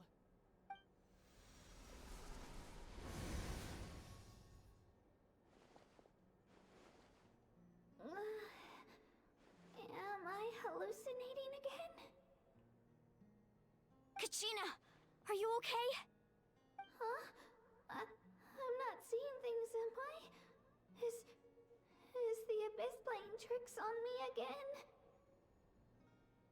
It's okay, Kachina. It's just us. We're trying to find a way to bring you back. Everyone, you have to listen to me. I've been investigating the Night Kingdom this entire time, and I figured out what's wrong. The Wyab is being affected by the Abyss. I was waiting for the Wyab to send me back, but then this really strong monster came in and it almost killed me. The Wyab saved me, even though its power is weakening, so I've been hiding from the monsters while trying to find a way to help. The Night Kingdom has become a huge mess, though. I keep hearing these awful sounds and seeing really horrible things. Don't listen to those sounds, Kachina. The Abyss is trying to strip you of your sanity. All you need to do is stay safe and wait for us. We'll be there shortly. It's okay. I feel so much better now that I've had the chance to talk to you guys. You don't need to worry about me. I've never been strong or special at all, really. So I don't blame anyone for forgetting about me or leaving me behind. Just knowing you care is more than enough. I'll find a way back. You don't have to put yourselves in danger to come rescue me. You're always like this, Kachina. Now's not the time to act tough. We're coming for you, and that's final. I don't know what lies the Abyss has been feeding you, but I'll tell you something right now. Nobody here sees you as a burden. You're a victor of the Night Warden Wars, a hero of Natlan. All you need to do is wait for us to rescue you, and you'll get all the applause and recognition you deserve.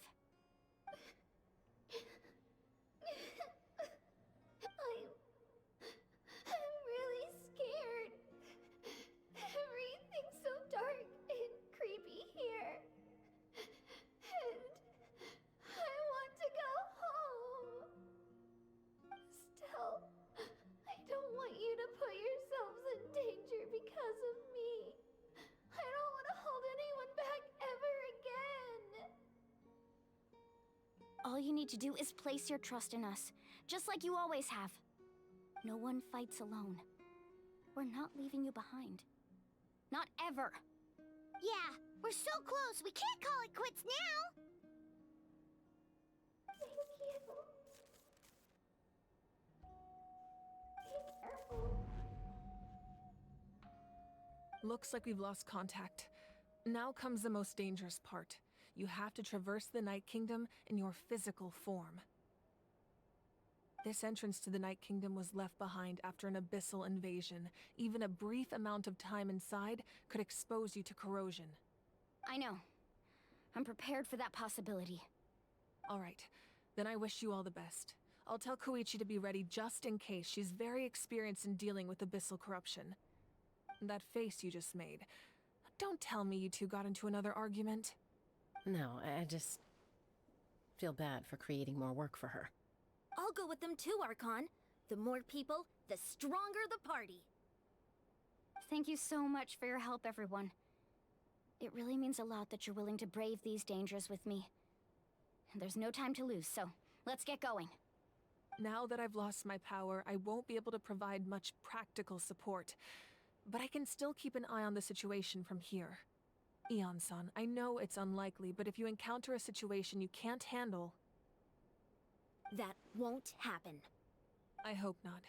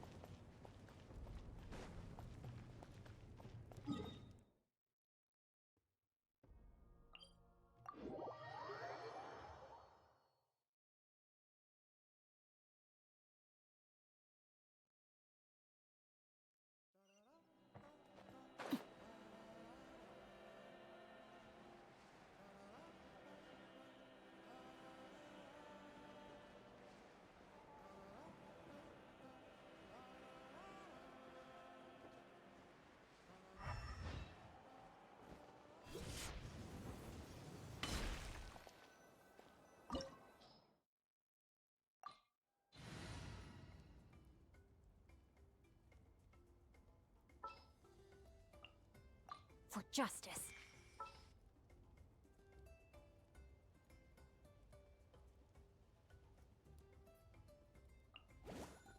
Just sharpen my spear! You want me?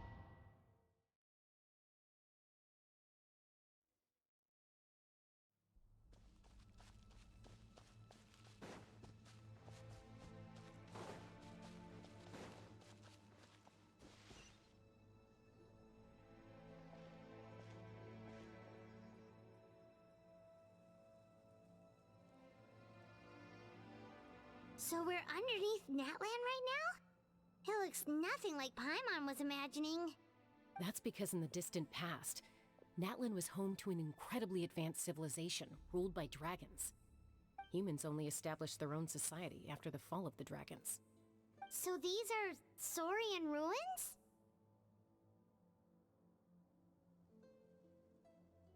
Wait, you mean like the Elemental Sovereigns? They had their own advanced civilization? Yes, a really long time ago. Very few records have survived until now, so no one really knows what the devices here are for. These ruins have been abandoned for a long time. But with the recent increase in Abyss activity, the installations around here have somehow been activated again. So what you're saying is, we're not in for an easy trip to the Night Kingdom. No. It's going to be obstacle after obstacle from here on out. Why are you all laughing like that? It's creeping Paimon out. It's the pre-adventure excitement kicking in, right guys? Of course. I'm eager to get started. Then let's go. We won't let anything stand in our way.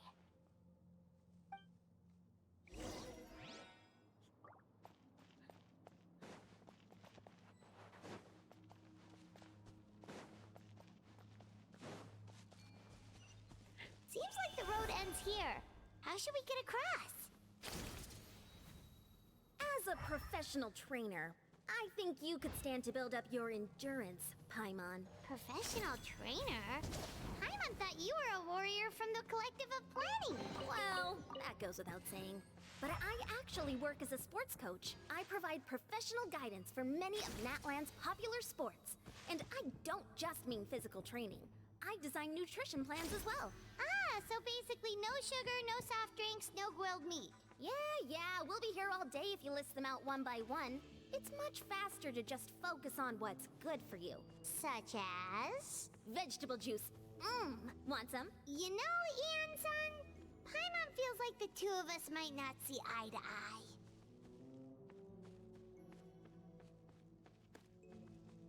Those guys look familiar. We've fought them before. Let's go. Show no mercy.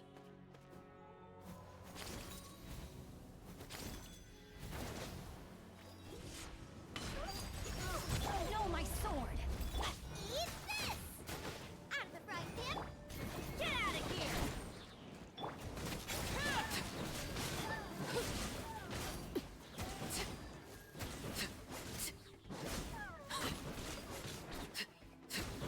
Transfixed.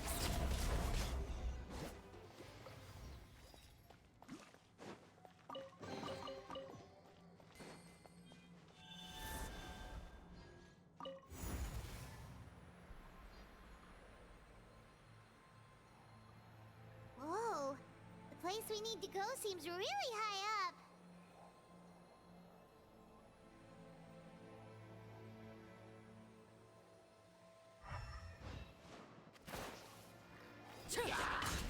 Laid bare.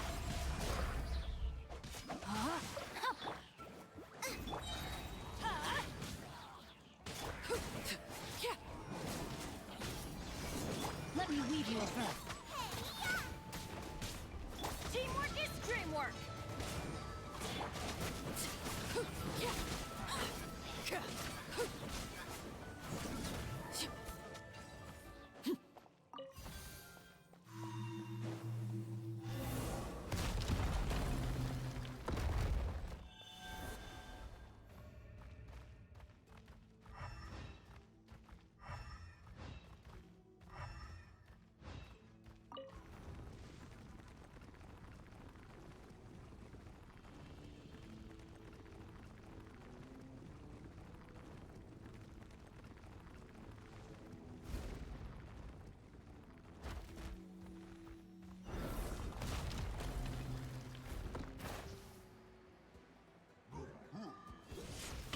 Overrule. Rain outlines your fate.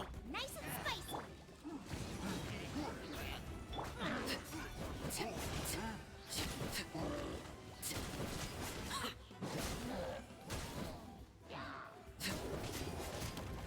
Out of the frying pan, it's... Everybody stand back! Eat this! Witness the power of Gua.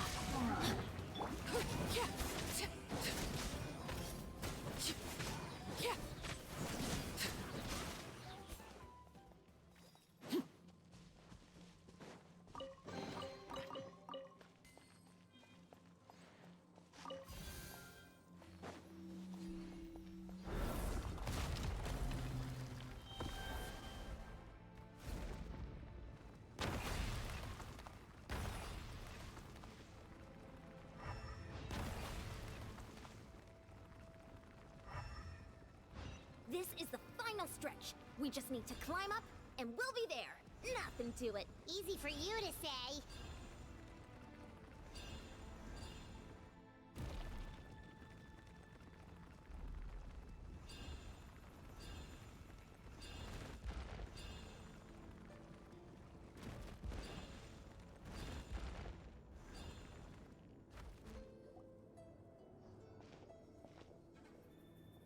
This must be the entrance the Pyro Archon told us about.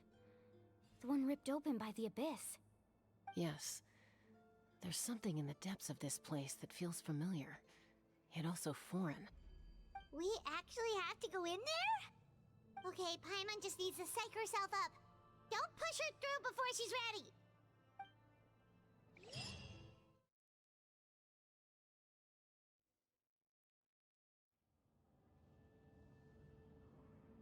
Hey! You don't have to drag Paimon! You're pulling too hard!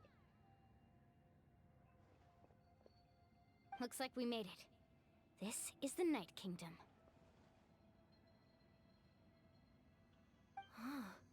It looks so different from what I imagined in the stories. That overflow of energy is probably what trapped Kachina here in the first place. From this point forward, everything we know about the real world no longer applies. Anything can happen here. Paimon's more worried about how we're gonna make it out.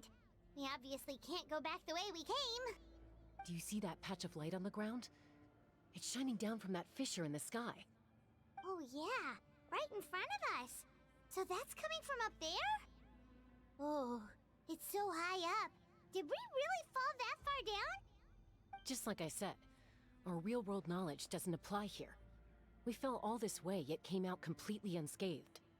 If this was the real world, we'd have to climb our way back up to the entrance. But here, all we have to do is stand underneath the light and offer a prayer. That's it?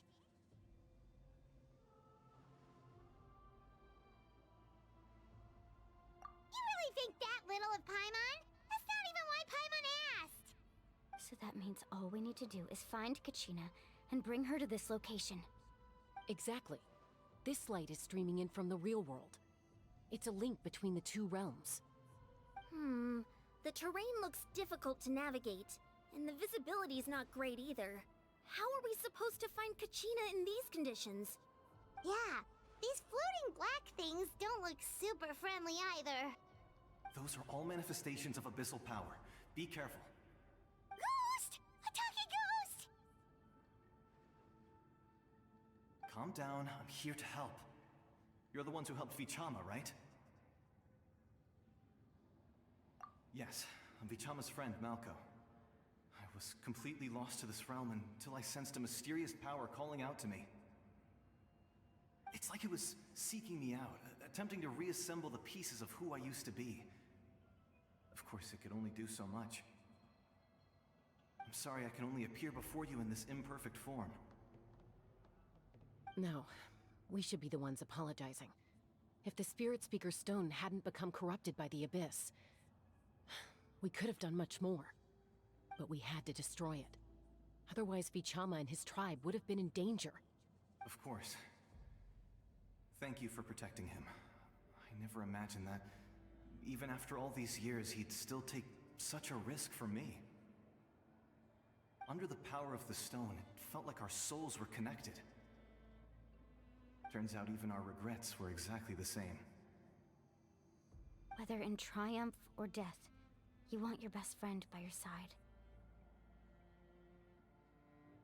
Exactly. That may not be in the cards for us, but it's not too late for you.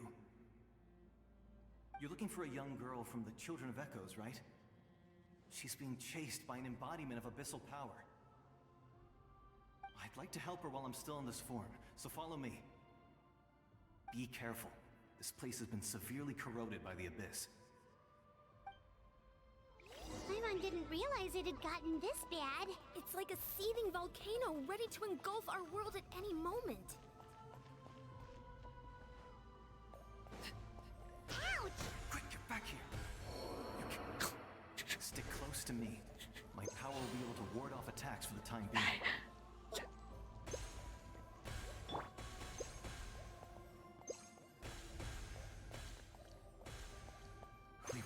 keep this up. Let's try another route. This way.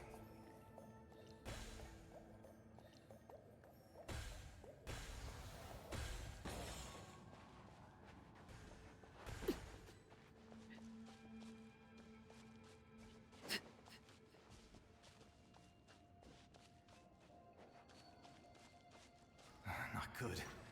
More monsters. We shouldn't waste our time on them. Going in!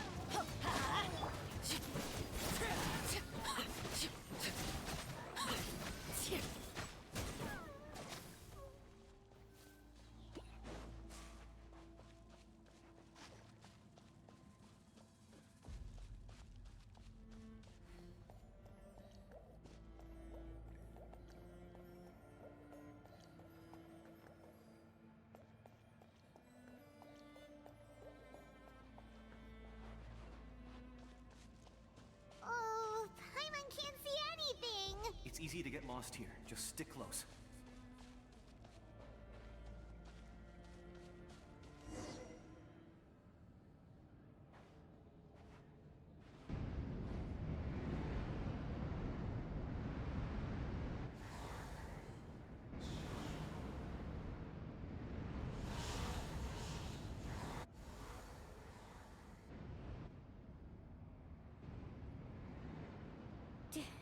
Did you hear that? What? Never mind. It was probably just my imagination. Don't scare Paimon like that! I heard it too. It was a voice from the abyss. What did it say? Doesn't matter. It certainly doesn't harbor good intentions.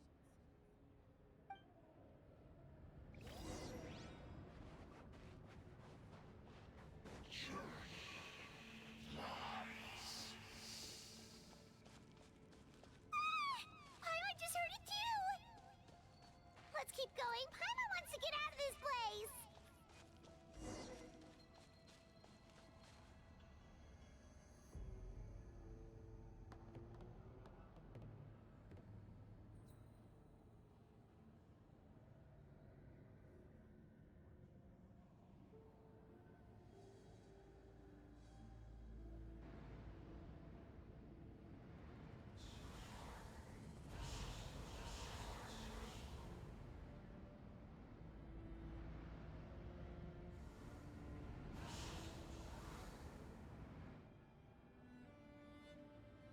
We're here, Kachina! Honey? You made it! Looks like our reunion will have to wait until we take care of these monsters. Good idea. Let's go!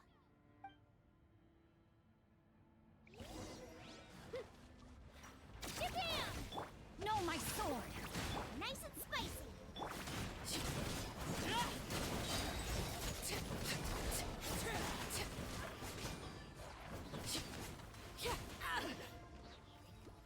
This is where... You're here! You're finally here! Thank you so much! That monster can appear from anywhere. It almost caught me a bunch of times. The Wyab's power helped keep me hidden, so I just tried to stay out of sight until you got here. Had a girl. You did so well. And most importantly, you weren't hurt. Should we start heading back then? Actually, I have a request. Will you come visit the Wyab with me? I can't exactly put it into words, but something's wrong with the Ode of Resurrection. And I know it has something to do with the contamination from the Abyss. That was the Pyro Archon's theory as well. Everything we've seen here certainly seems to back it up. In the Night Kingdom, there are 6 main totem poles representing the Wyab of each tribe. You can think of them like the body of each Wyab. Additional totem poles, like the ones around here, serve as proxies to which the Wyab can extend their consciousness. There are countless proxies scattered around the Night Kingdom. Through them, the Wyab can extend their consciousness over the entire realm and track down souls no matter where they roam. But if a proxy were to become severely contaminated, then a soul could become lost within the Night Kingdom. Judging by the current situation, I don't think we're dealing with just one contaminated proxy. Even if we could drive back the abyssal power from one of them, that probably wouldn't even put a dent in the problem. Still, we can't just leave the Wyab to suffer. It's protected me this whole time. I agree. We might even manage to draw out the monster that's been hunting Kachina. Getting rid of the monster might slow down the deterioration of the Night Kingdom.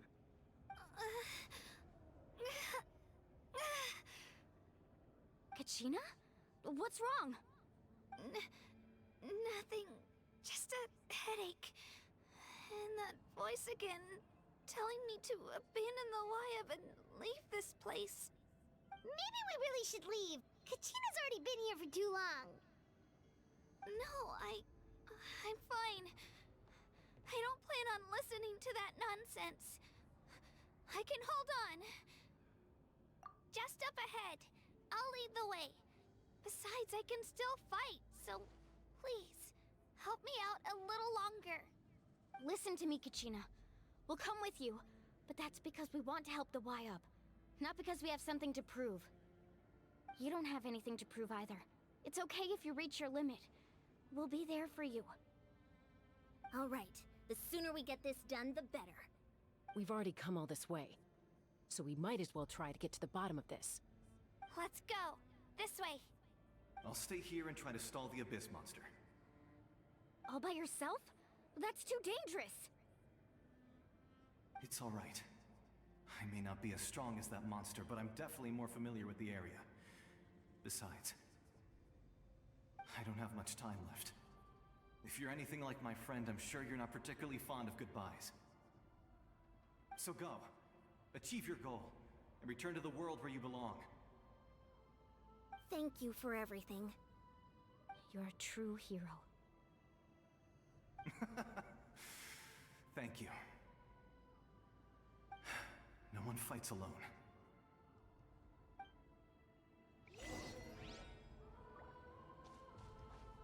Does your head still hurt? Let me help you walk. I'm fine. I'm fine. You should know I'm made of stronger stuff than that.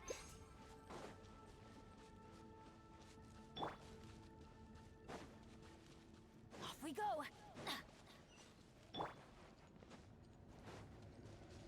Time to act.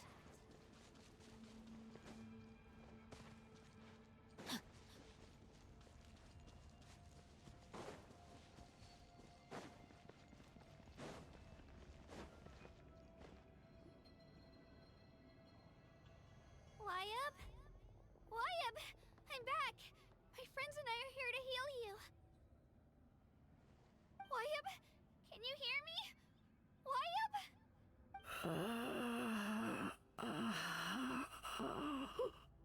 So we were right. The contamination is already too severe. It's preventing the Wyab from answering our calls. All right, get ready, everyone. Time to purge the abyssal energy from this place. Careful. We've got company. Already? You really think that puny soul could slow me down? Courage in the face of futility is pure folly. He tried to get in my way, so I disposed of him. You killed Malco?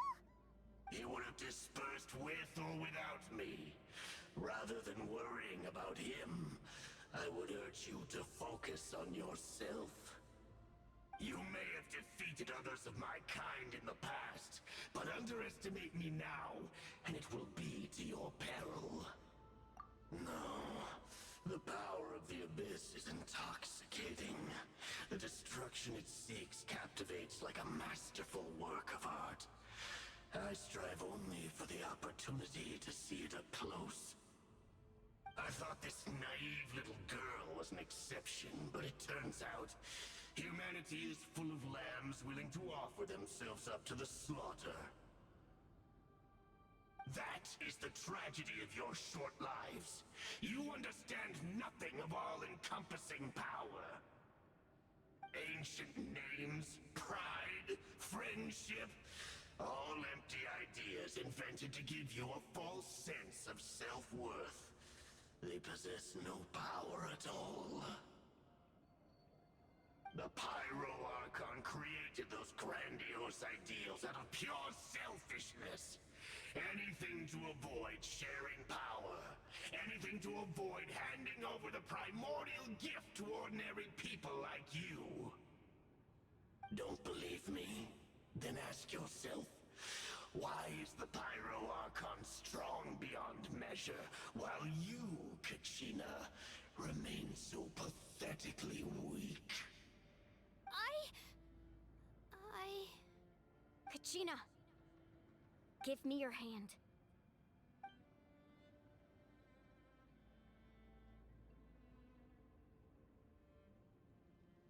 Feel that?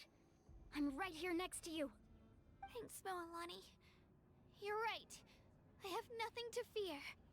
Because I'm not alone anymore. You're right. Maybe comforting ideals don't have any power.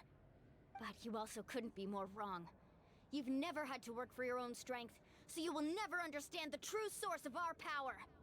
What? The courage we have to stand before you and not back down? It comes from our friendship. The power lies not in the ideal itself, but in our commitment to upholding that ideal, and in our decision to stand together and fight! Well said! Let's go, Kachina. It shouldn't take more than 2 of us to handle an enemy like this. Sorry in advance, but you deserve what's coming to you! There aren't many in Natlan who can beat us when we're together. It's time he got a taste of that kind of power.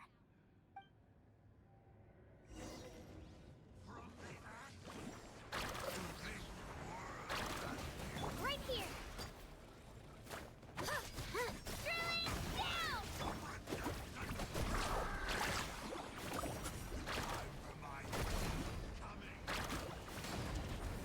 Need a surfboard?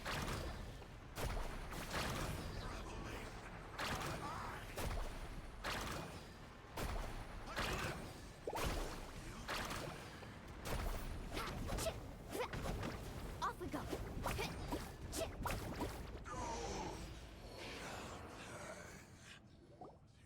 We won! We actually won!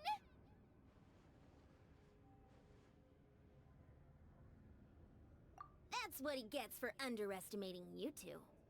Fantastic work, Kachina! Absolutely fantastic! This makes me so unbelievably happy. I'm happy too, Moalani. Together we really are unstoppable! Huh? What's happening?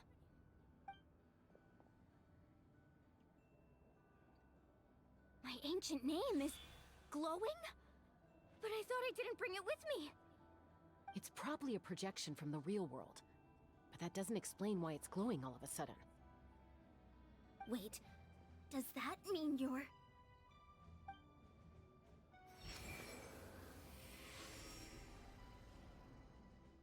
That was a bold move. Diving headfirst into the fire to save your friend. Especially in a place so overrun with abyssal corruption. Still, seeing you pull it off was really something. Everything you said was exactly right. As isolated individuals, we stand no chance against the power of the Abyss. It took years' worth of scars, and lots of unnecessary suffering, for me to understand that for myself. The Pyro Archon's plan will unite us as one. Everyone has a part to play. Only then will we have the power to defeat the strongest of foes. Who are you? Tupac, a warrior from the people of the Springs. I fought against the Abyss during the invasion 500 years ago. I've heard that name before. You were the giant who saved all of Natlan. Since you were able to awaken my words from your ancient name, that means you have fully embodied the aspirations of the Wyab. Under the name Umoja, You shall unite the tribes and save Natlan from its impending doom. Me? As long as blood still runs through your veins, even the tiniest spark of steel against stone can ignite a flame. Its blaze will become one with the gaze of all Natlan. Even amid everlasting darkness, our bonds remain eternal.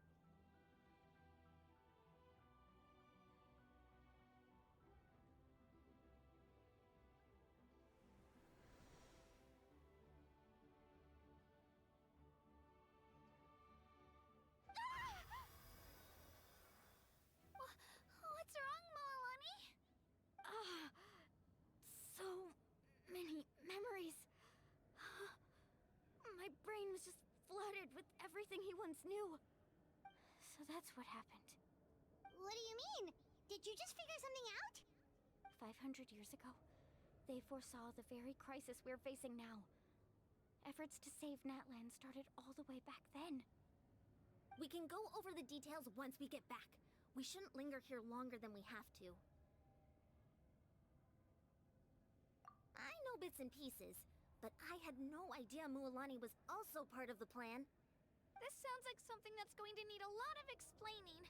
Let's focus on saving the Wyatt first.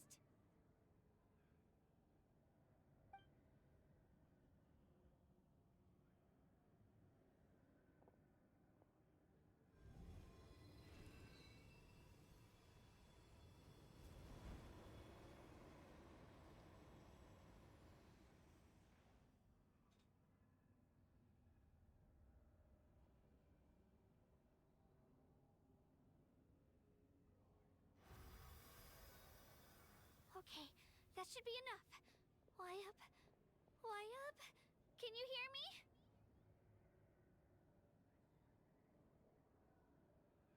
I hear your voice, Kachina. My dear child. Great. Well then, I'm afraid it's time to say goodbye. I just wanted to make sure you were okay before we leave, but we can't afford to stay here any longer. I was going to ask why you bestowed an ancient name upon someone like me, but it's okay. I'll keep searching within myself for the answer. I'll never stop trying to improve my strength. One day, I'll live up to the hero you saw in me. You are already an outstanding child in my eyes, Kachina. No matter what happens. You are all my most beloved children. It has always been my honor to protect and nurture you. Your ancient name is just that, a name. Much like your parents chose to name you Kachina, I also gave you a name, but it need not define you. Focus on who you want to be. You are already worthy of your name. Now, you need only devote yourself to becoming a better you. The story of your ancient name is for you to continue. Just like your parents, my love for you will never change, no matter what the future holds.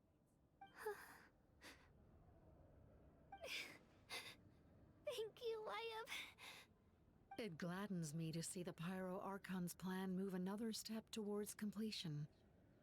But it's time for you to leave this place. The situation here is getting worse. Go now, my children. Save Natlan on behalf of all you hold dear. I know we've never met before, Wyatt, but I just wanted to say thank you for encouraging Kachina. It was exactly what she needed to hear. Whoa! What's going on? An earthquake? We're out of time. It's the power of the Abyss. Quick, we need to run!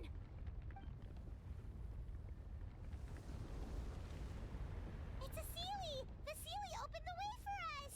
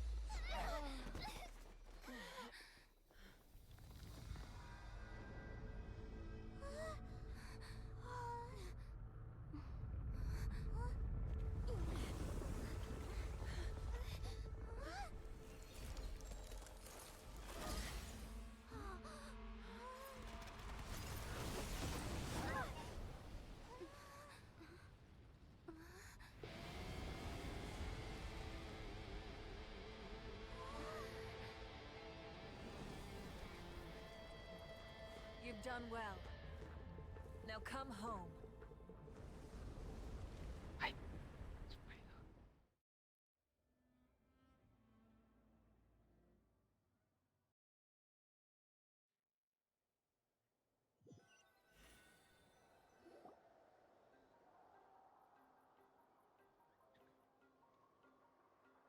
We're back! The Pyro Archon saved us. But she's not here. Yeah, didn't she say she used it all up? She's still in the speaker's chamber. What we saw in the Night Kingdom was just her consciousness.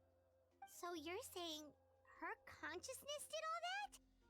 Every great display of power comes at a price.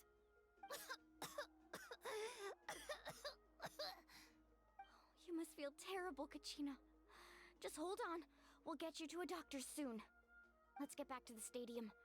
The Pyro Archon said she'd have a doctor waiting for us. I recommend getting a full checkup, just to make sure no damage gets left behind. Paimon feels okay. What about you, Traveler? Right. You always seem to do pretty well against the Abyss. Let's get going. We need to share what we learned in the Night Kingdom as well. Right. The Wyatt mentioned something about the Pyro Archon's plan. What is it exactly? I'll let her explain everything. We're all a part of the plan now.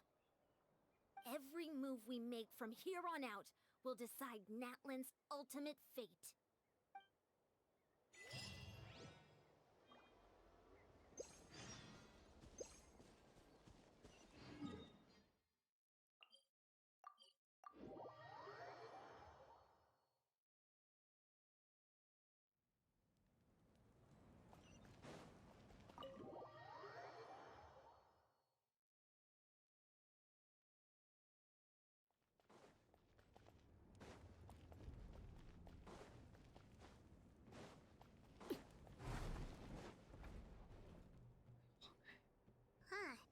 There's a lot less stuff here than before. It's good to see you all here in one piece. I know you must have a lot of questions, but let Koichi check you over first. It's best not to let any lingering effects of the Abyss go untreated. Thank goodness you made it back. I came here as soon as the Pyro Archon told me about your plan. Take a seat, everybody. I'll examine you one by one.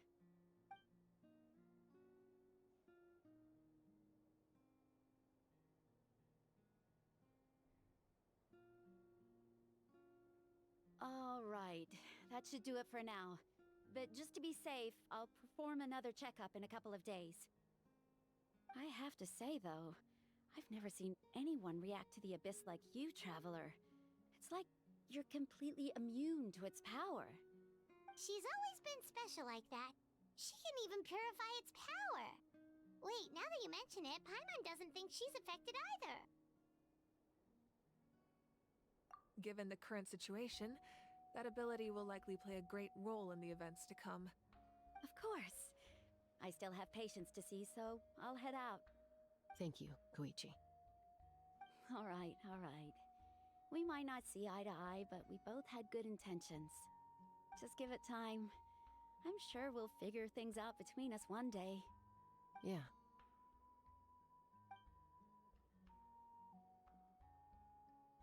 All right. There's so much to discuss, I don't even know where to begin. You've seen it for yourselves now. The devastation in the Night Kingdom. I'll get straight to the point. Natlan is on the verge of destruction. It's very possible our nation has less than a year before total devastation. Huh? No. That can't be true, can it? That's right. But I've only ever disclosed that fact to the handful of people working with me to save this nation. Our looming destruction is not a recent development, but the inevitable conclusion of the disaster the Abyss initiated 500 years ago. Mualani told us a little bit about that. 500 years ago, all the nations of Teyvat were invaded by the Abyss. Unlike the other nations, Natlan never had stable and deep-rooted ley lines, so we suffered the worst of the invasion. The battle against the Abyss was exceedingly long and brutal.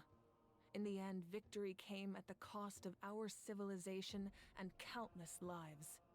Even then, it took centuries of solving the disasters caused by the Abyss to finally achieve the peace we know today. And still, this is but a superficial victory. The forces of the Abyss have merely been driven back underground. Their threat to Natlan remains as real as ever. I'd never have guessed. The problems plaguing the Night Kingdom are all the more complicated because that realm is essentially functioning as Natlan's ley lines. Immediately after the war, our calculations estimated that we would have a maximum of 500 years before the Night Kingdom was completely lost to the Abyss. But at that time, we were a nation of the destitute. Our people no longer believed in victory, nor did they hold hope for the future. Our civilization was dying, our faith crumbling, and the line of power passed down from the Wayab nearly severed. If we didn't bring the nation back together, it would be foolish to even dream of defeating the Abyss in the future. So, the Archon had a long and involved discussion with the heroes of each tribe, and finally came up with a 500-year-long plan to save Natlan. So that's what happened. After finding Kachina, I encountered a strange figure who gave me a series of new memories.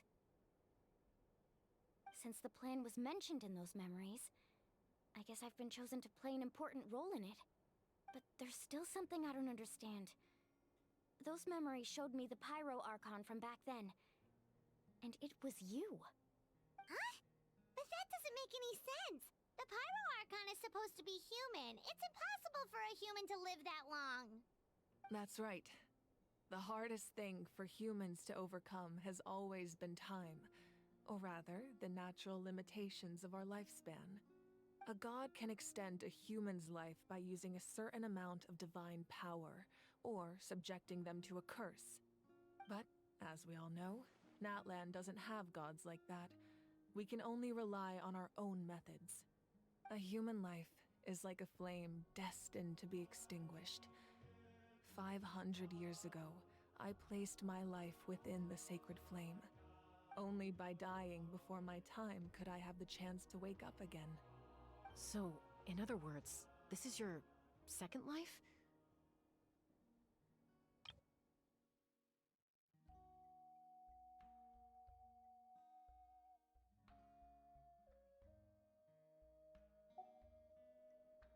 Yes.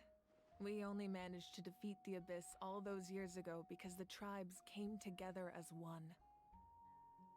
If the Natlan of the future was to have a fighting chance, the Pyro Archons that came after the war had to rebuild the decimated tribes. The goal was to reunite the people and restore the strength of each tribe's Wayab. Once a tribe was back to its full strength, the tribe's Wayab would select a hero, indicating the tribe was once again ready for war. The Chosen would then stand by my side in defense of our nation, just like great heroes of old 500 years ago. So that means I'm one of the Chosen? That's right. You bear the ancient name Umoja, the same one held by the hero from your tribe 500 years ago. It means unity. After your adventure in the Night Kingdom, I trust you've come to fully understand the meaning of that name. So in other words, you always knew who the Wayab were going to pick from each tribe? Yes. According to the plan, each tribe was supposed to have been fully restored by the time I awoke. But something went wrong along the way. The 6 heroes successfully inherited the ancient names from 500 years ago, but the intel regarding the plan wasn't passed on to them. Once again, it comes down to the deterioration of the Night Kingdom. Communication between the Sacred Flame and the Wayab has been blocked. Just like how the Ode of Resurrection failed to bring Kachina back. Exactly. It's just another tactic the Abyss is using against us. The Abyss may not possess intelligence, but its methods certainly aren't easy to counter. If we want to unblock that information from being passed on, my presence alone isn't enough. The ancient name-bearer must establish a greater connection to their name. So, I've tried my best to help them from the sidelines. Currently, Shilonen of the Children of Echoes, Kinich of the Scions of the Canopy, and Iansan of the Collective of Plenty have all been acknowledged by their names. During your adventure, you too earned the acknowledgement of your Wayab Mualani. In the process, you gained the memories stored within your name.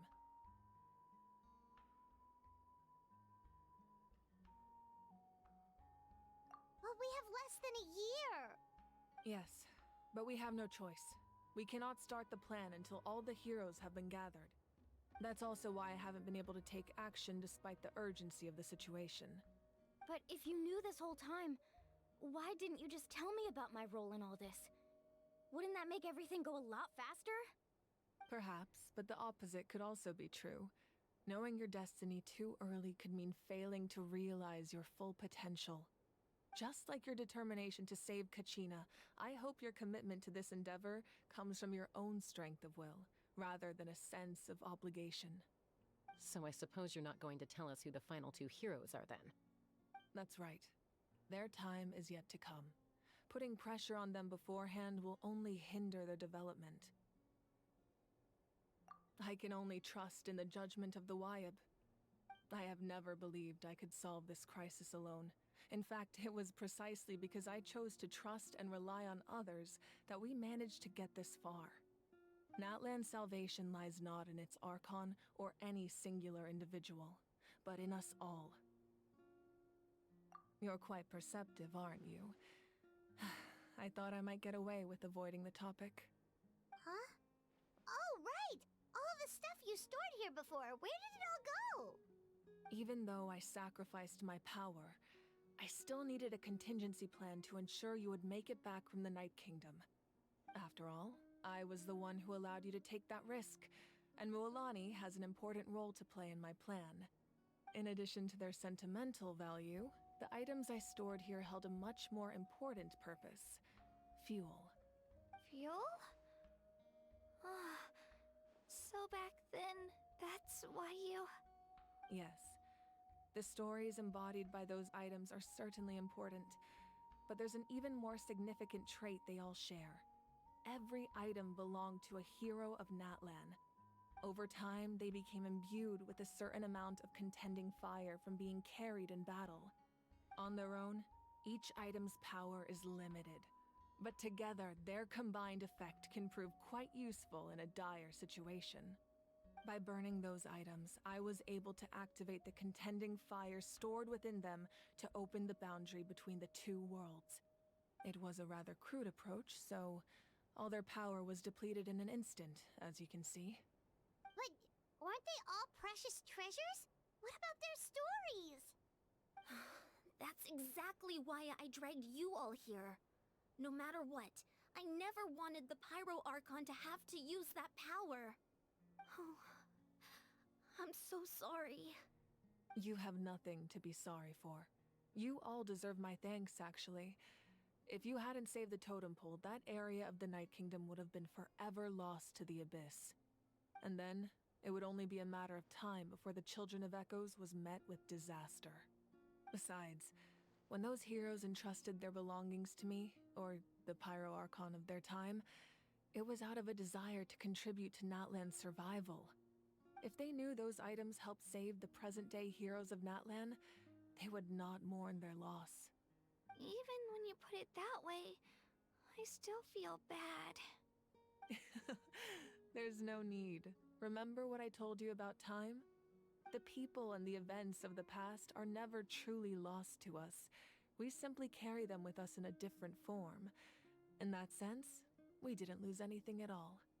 If you still have regrets, let them fuel your resolve in the battles to come. Your deeds will become new legends and nurture new forms of power just like the items once stored here. Well, we'd still like to return the favor. Well, if that's the case, just treat me to a drink sometime. Now that Kachina has returned, we can finally hold the victory feast and celebrate your team's triumph in the Night Warden Wars. And we could all use the rest, that's for sure. Plus, you'll be able to silence everyone who doubted you once and for all, Kachina. Still, now that I know the danger we're facing, having a victory feast doesn't feel right. Try not to let it get to you. It's important to stay calm. Worrying about it will only affect your judgment. All right. You should head out. I'll join you in a bit.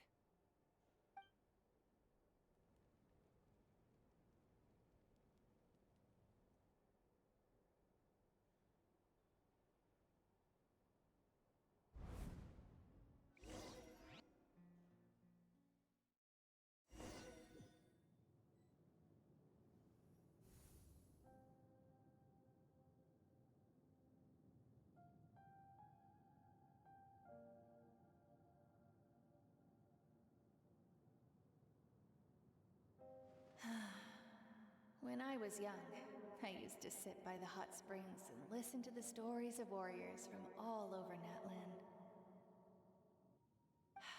They attract people from all walks of life. Friends come easy here, no matter what tribe you're from. The people of the springs have never claimed the hot springs as their own private property. They are there to bring all hot spring buddies together. It's been really nice seeing the children of my tribe get older.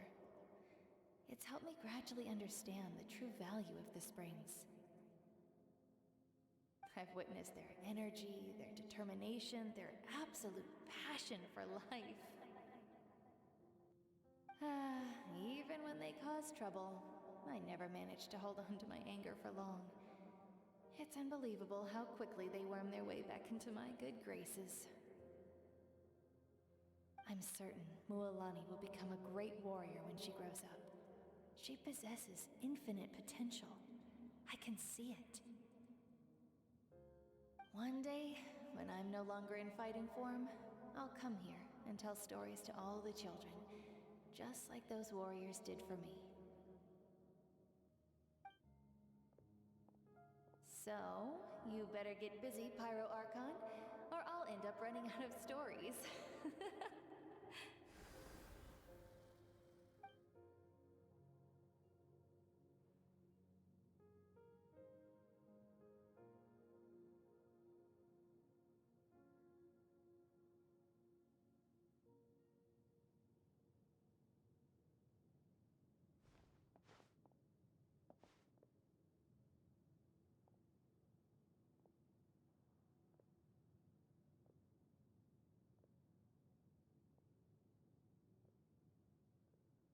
Our nation is engulfed in darkness. Our tribes stand divided, and yet you promise victory in the distant future.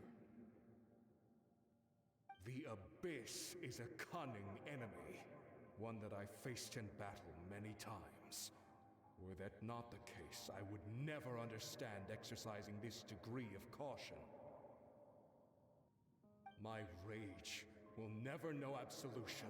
Then my power will no longer aid you in victory.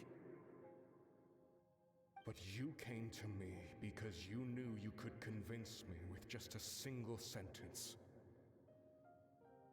I understand your choice. The heroes of today will forge the path ahead with blood and fire.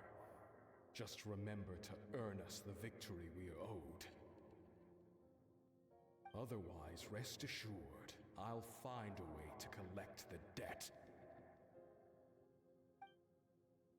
For Natlan.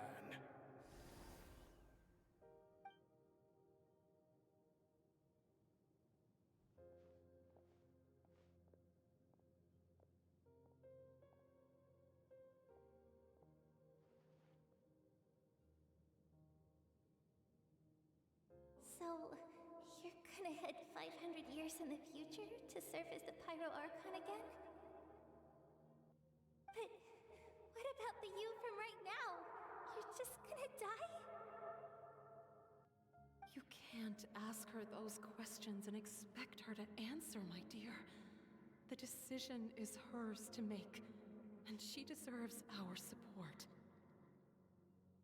We will do everything we can to rebuild the tribes. Don't you worry. Even across time, we will all do our part to fight for Natlan's future. Yeah, Mom's right. We'll always believe in you, sis. Oh, seriously though, Dad should be here. Where is he? I imagine he didn't know what to say, so he chose not to come at all. Don't take it to heart, my dear. That's just who he is. Just remember, no matter what happens in the future, we will always love you.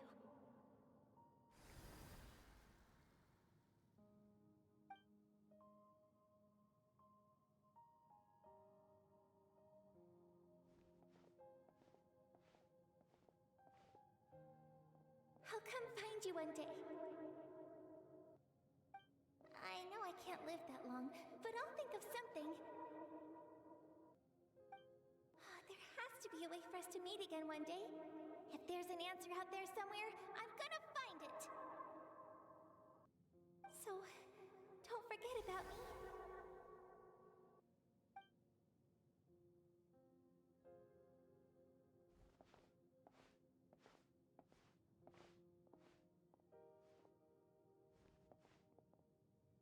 If that's your decision, then you have my full support, Archon.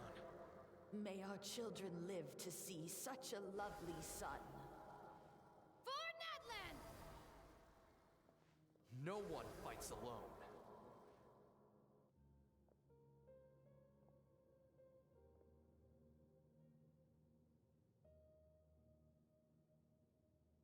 The rules are my legacy. They shall grant us the strength to overcome the next tragedy. War forged the 6 tribes, taught us how to fight, instilled in us what it means to love. Who will be the one to bring this to an end?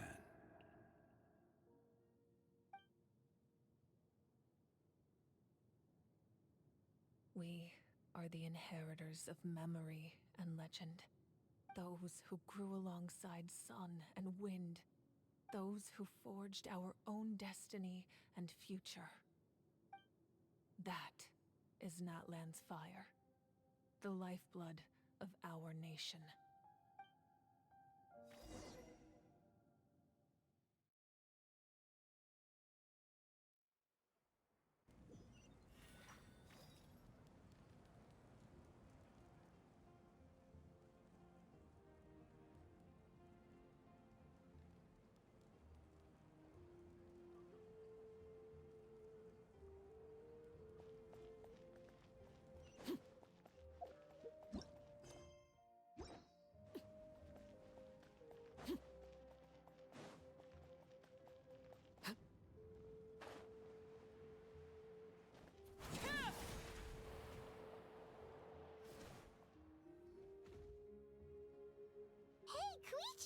You here for the victory feast too?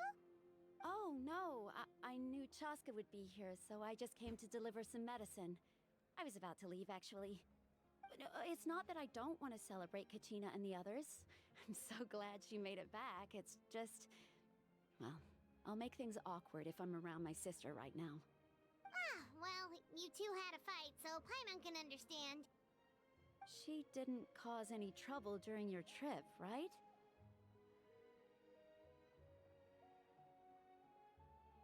Yeah, she was super helpful. She gave us a lot of useful information about the Abyss. That's good.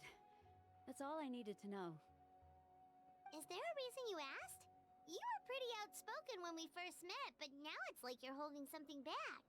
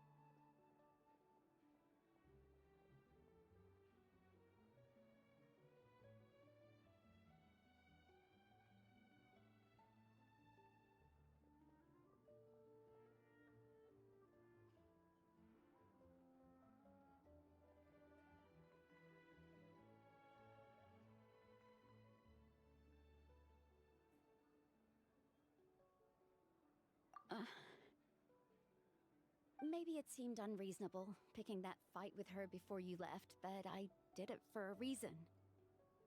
Her impulse to fight is extremely strong. Her mental strength helps her rein it in, but she still loses control sometimes. I had no idea what you might face in the Night Kingdom, so I didn't want to take any chances. So, what you're saying is...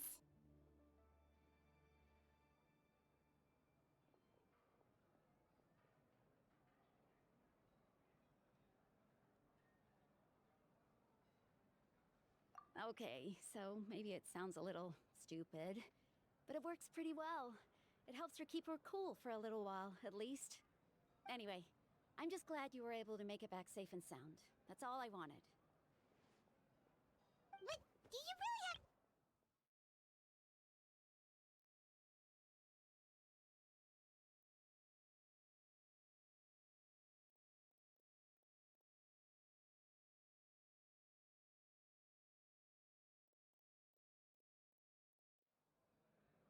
No way. Chaska never opens up about her own pain, especially to her family. She can't learn about this, or it'll be even harder to help her.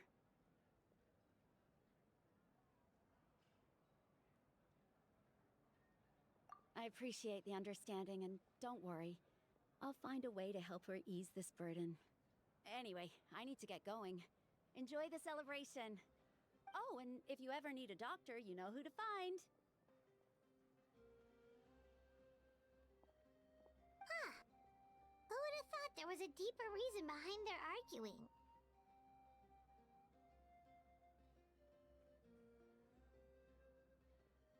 In the end, it's all the Abyss's fault.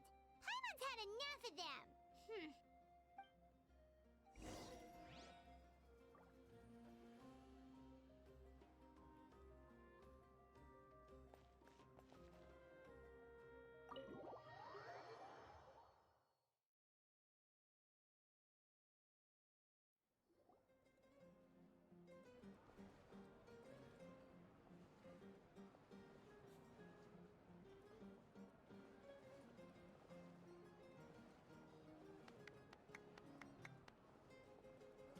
Let's give a huge round of applause to our brave young warrior, Kachina! Woohoo!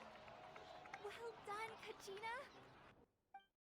Thank you, everyone! I'm so glad I finally made it! I always knew you could do it. With so much potential at your age, you have a great future ahead of you. You're one to talk. Don't think I didn't know you were the first person to abandon your team. I'll be dealing with you when we get back. I had no choice. My friend invited me. I couldn't just say no. Oh, really? So you weren't just trying to get ahead in the first round? I wasn't, I swear. I just happened to find that bearer injured in the wild, so I stopped to bandage his wounds.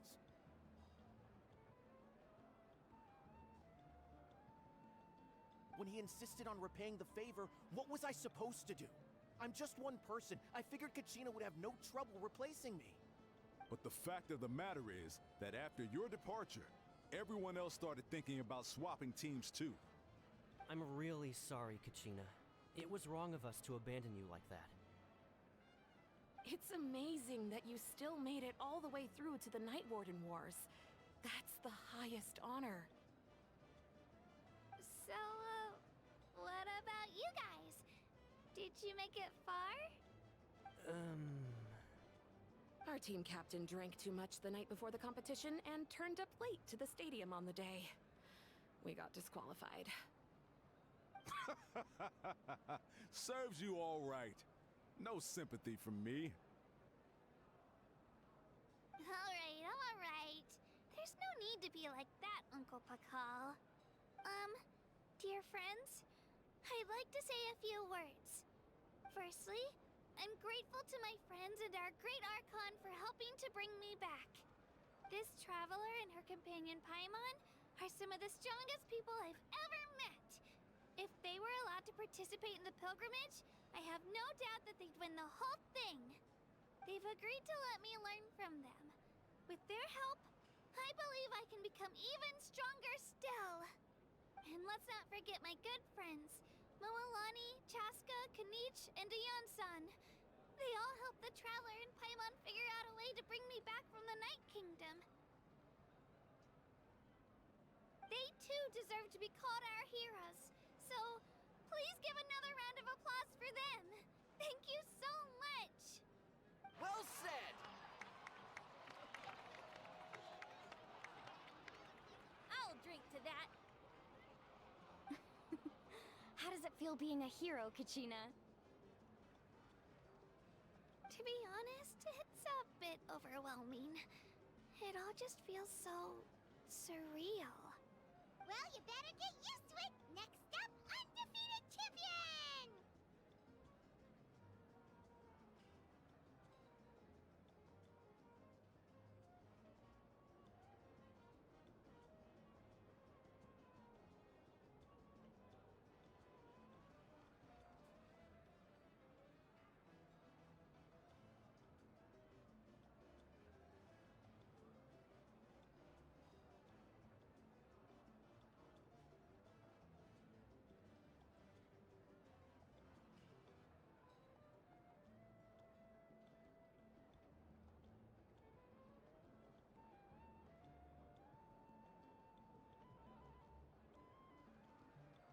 Hey, please don't make fun of me.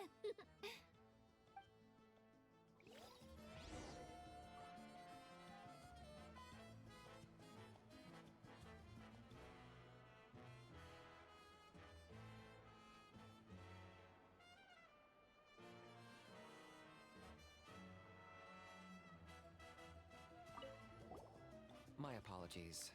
I knew more than I let on. Everything comes at a price, and most heroes aren't people who set out to become a hero. If you cling too tightly to your goal, you end up losing things that are far more precious. But in any case, we're now on the same page. I wonder how long before the two final heroes appear. From the Flower Feather Clan and the Masters of the Night Wind.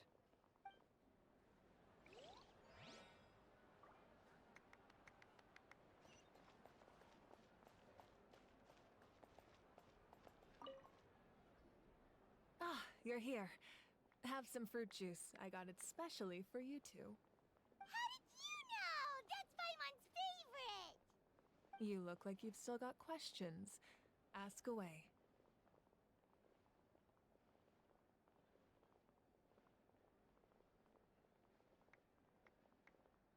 Because they had their own lives to live. The thought of telling them, abandon your families and everyone you love, and come with me to the end of time, for in 500 years Natlan will be destroyed, it seemed too cruel. You could just as easily point out that everything in this world would come to an end eventually. But life is short, and beyond a point, it just doesn't seem real. Imagine if I said, let's leave right now, and go save the sun because it'll flame out in a few million years. It would sound quite ridiculous. I couldn't make them shoulder that burden with me. Besides, every generation will have its heroes, this one included. The plan could still work without them. Or, of course, without me. But since I was the one who came up with the plan, I felt duty-bound to see it through to the end. Paimon's suddenly remembering that portrait in your room. Was that your family from back then? Yes, it was. So when you asked me who my sister grew up to be, the truth is that very little information survives.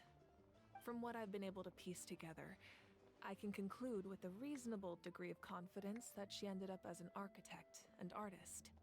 She played an instrumental role in rebuilding the scions of the Canopy tribe, designing and building many houses. But of course, none of her buildings are around anymore. Still, it was an impressive achievement, and I'm very proud of her.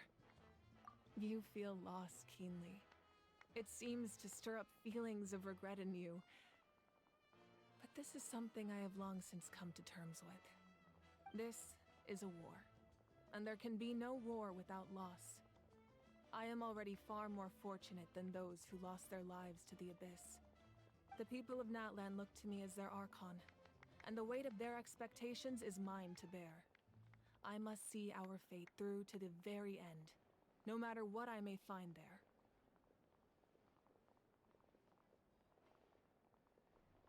Yeah, doesn't that mean the way everything ends has already been written, including your plan? I suppose, but so what? Don't forget, time takes many forms. The past, present, and future coexist, and all are equally important. Even if the future ends in destruction, there's still no reason to give up on the here and now. And it's precisely because we humans cannot know our fate that we will never give up on our struggle. This is a pivotal moment. We are still 2 heroes short.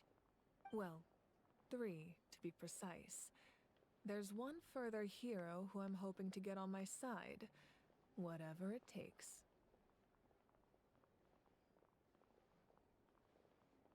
Your resistance to the corrupting power of the Abyss is truly remarkable. It would easily make you an all-important figure in the upcoming battle. If you agree to join us, you will not only gain my full support in your journey, but I will also forge a brand new ancient name for you. Ancient names can be forged? They can. Several strict conditions must be met, but if they couldn't be forged at all, then the number of them in circulation would have long dwindled to 0. Possessing an ancient name would mean that your adventures in Natlan are recorded in full. Your stories would be remembered by our people for all the years to come. The Ode of Resurrection may have temporarily lost its power, but still, take this as my personal guarantee that I shall never let you fall. Just like in the Night Kingdom, I will be there for you. That is a promise I will fulfill at all costs. This nation always honors its heroes.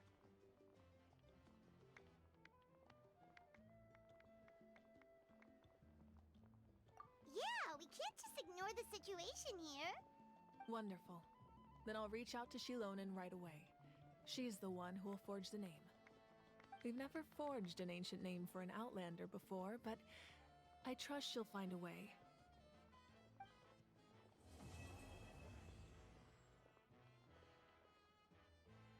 My lord, we've received word that the Pyro Archon has lost much of her power. Although your injury complicates things, this is most certainly the opportune time to seize the Gnosis. Victory and defeat are rules, not outcomes. I have never taken advantage of an opponent in a time of weakness, and I don't intend to start now. As for you, I must confess, I did not expect that little trick of yours to save the day. No matter how dense the fog, as long as the sun remains, we cannot turn day into night. She could have dispelled it. She simply chose not to. You don't have much time, and you're injured on top of that. What do you plan to do next? I'm beginning to see just how useful you may turn out to be. You heard something from here, didn't you?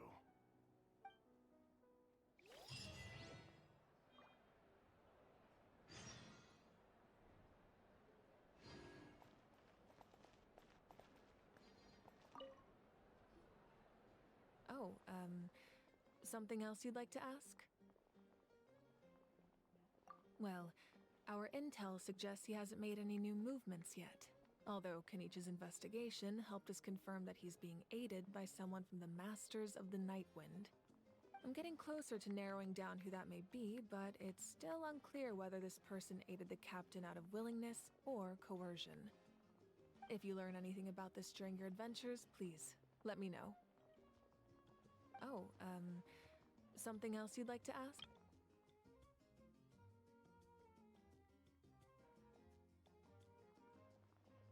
The Abyss is the most formidable enemy in all of Teyvat. In the beginning, it took failure and tragedy to even begin to learn how to fight. All of the methods you've seen in other nations were developed based on experience and insight passed down over generations. We know them to work, but few of us actually understand why.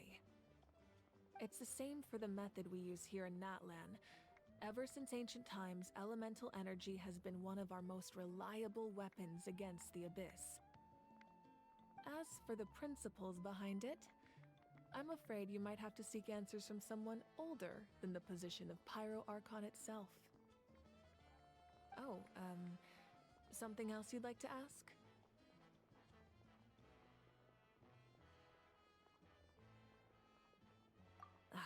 That also comes down to the long-standing effects of the Abyss. Our people's survival is inextricably tied to the Wyab.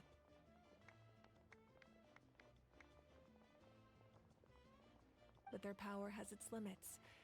They cannot offer our people the same degree of protection outside our borders. In fact, people who do decide to leave often suffer from memory loss and emotional issues. Everyone in Natlan understands this. That's why our people never leave without a good cause. Even if someone is left with no choice, the chief of their tribe must seek approval with the Wyab to grant them leave. And the Wyab have always been very strict about granting that approval, since extending protection beyond our borders means consuming power reserved for our fight against the Abyss. Still, there's no need to worry. The Wyab extend their protection to all within Natlan, including visitors from afar. Oh, something else you'd like to ask?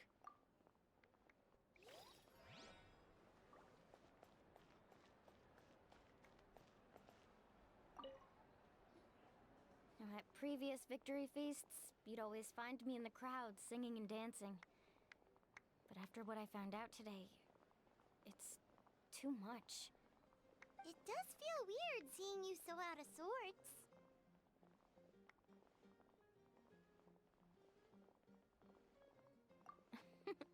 Is this another pearl of wisdom based on your adventuring experience? Well, Paimon agrees with the Traveler. Everyone's come together to celebrate Kachina's achievements. That's gotta be a first. You're right. Kachina looks really happy. And now I'm being the moody one. Ugh, enough doom and gloom. Time to shake it off.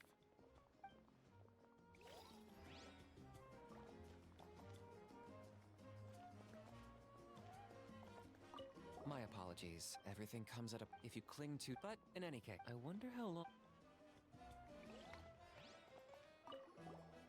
I've been through so much all at once. Everything still kind of feels like a dream. Are you still feeling unwell? Nope, all better now. I told you I bounced back pretty quick, so don't worry about me. I bet you guys must be tired, though. Make sure you get some good rest tonight. You gotta recharge so you'll be in the mood to have fun.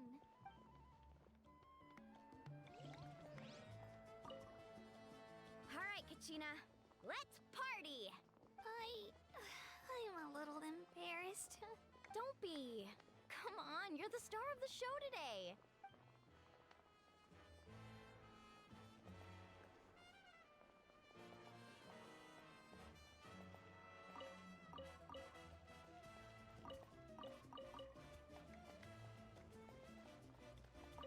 It cost us a lot, but we got Kachina back safely, and that's what matters. There'll be even tougher challenges coming our way in the days ahead, though. We'll have to train harder, make sure we're in peak condition. That includes you, Paimon. I can do it. No thanks.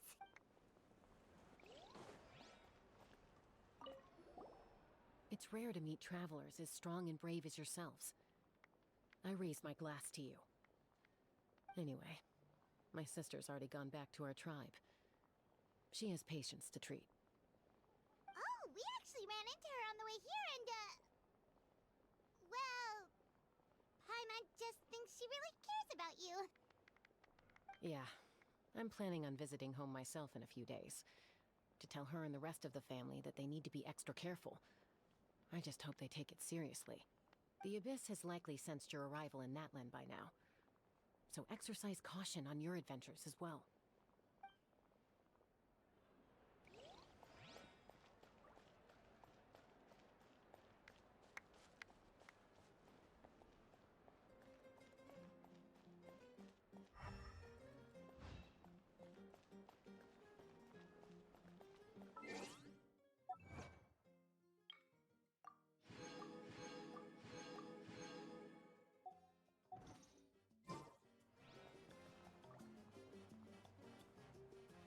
ไปแล้วทุกคน